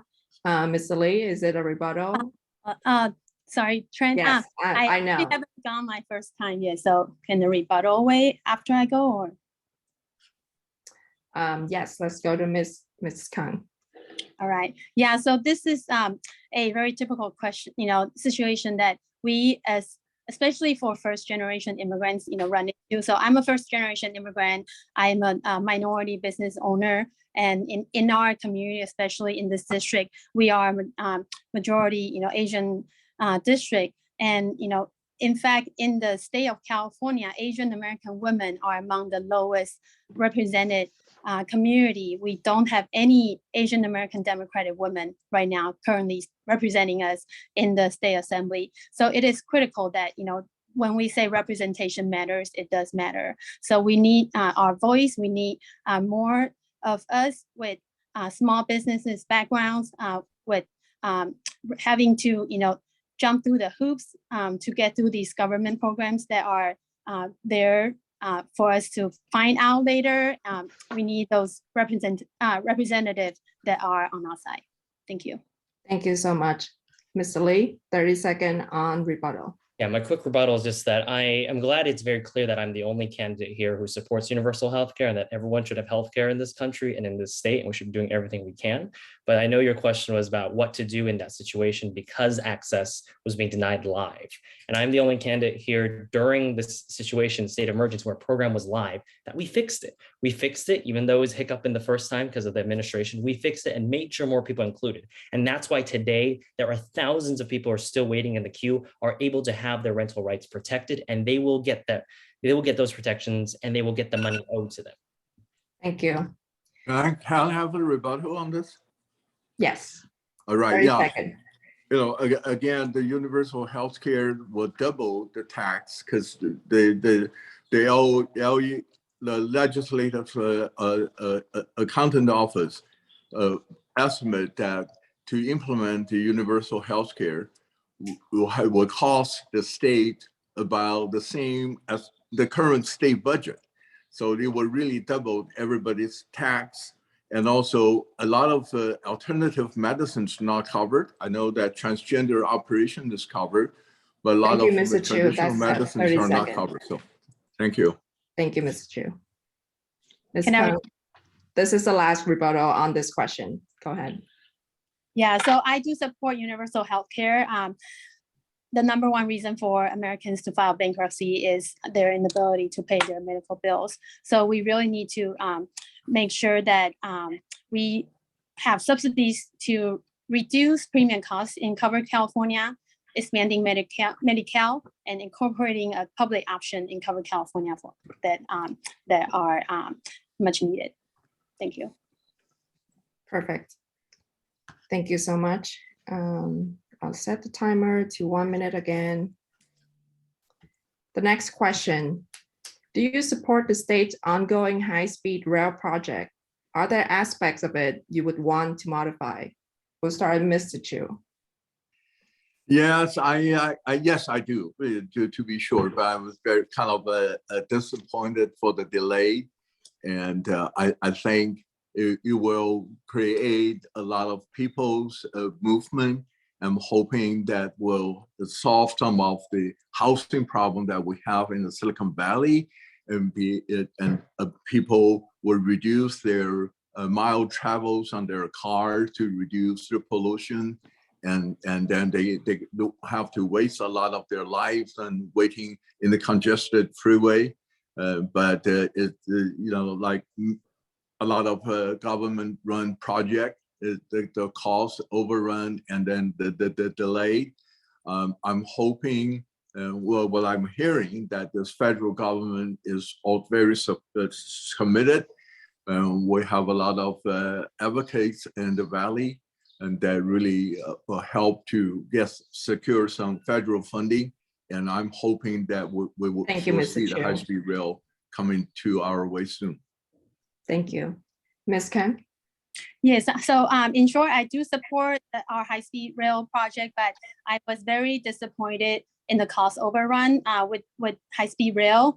I hope that they can, get back on track. And I think we will continue to see federal resources that can help support this project, and it's a long-term goal. We need projects that will help us accelerate our transition to 100% clean power and accelerate the decarbonization of our economy and high-speed rail in such a tool. So I'm even more interested in local transit projects and the expansion of new housing, especially affordable near transit. Thank you. Thank you. Mr. Lee? Yes, I support the high-speed rail, and I do hope that we will finish it within the decade. It is really important to me as a member of the Transportation Committee to be fighting for the federal funds to make sure we finish this project on time and as the vision that this country deserves. We are right now in a race with Texas and Florida for the first high-speed rail project, and that is why also I went to DC with our speaker delegation to go lobby for these funds and make sure that we are getting the infrastructure funds coming down from the federal level to complete this project, because it'll be transformative to this country. Thank you so much. And Mr. Brunton? I'm a huge proponent of mass transit and reforms, but the high-speed rail is an humongous waste of money, the way it's structured.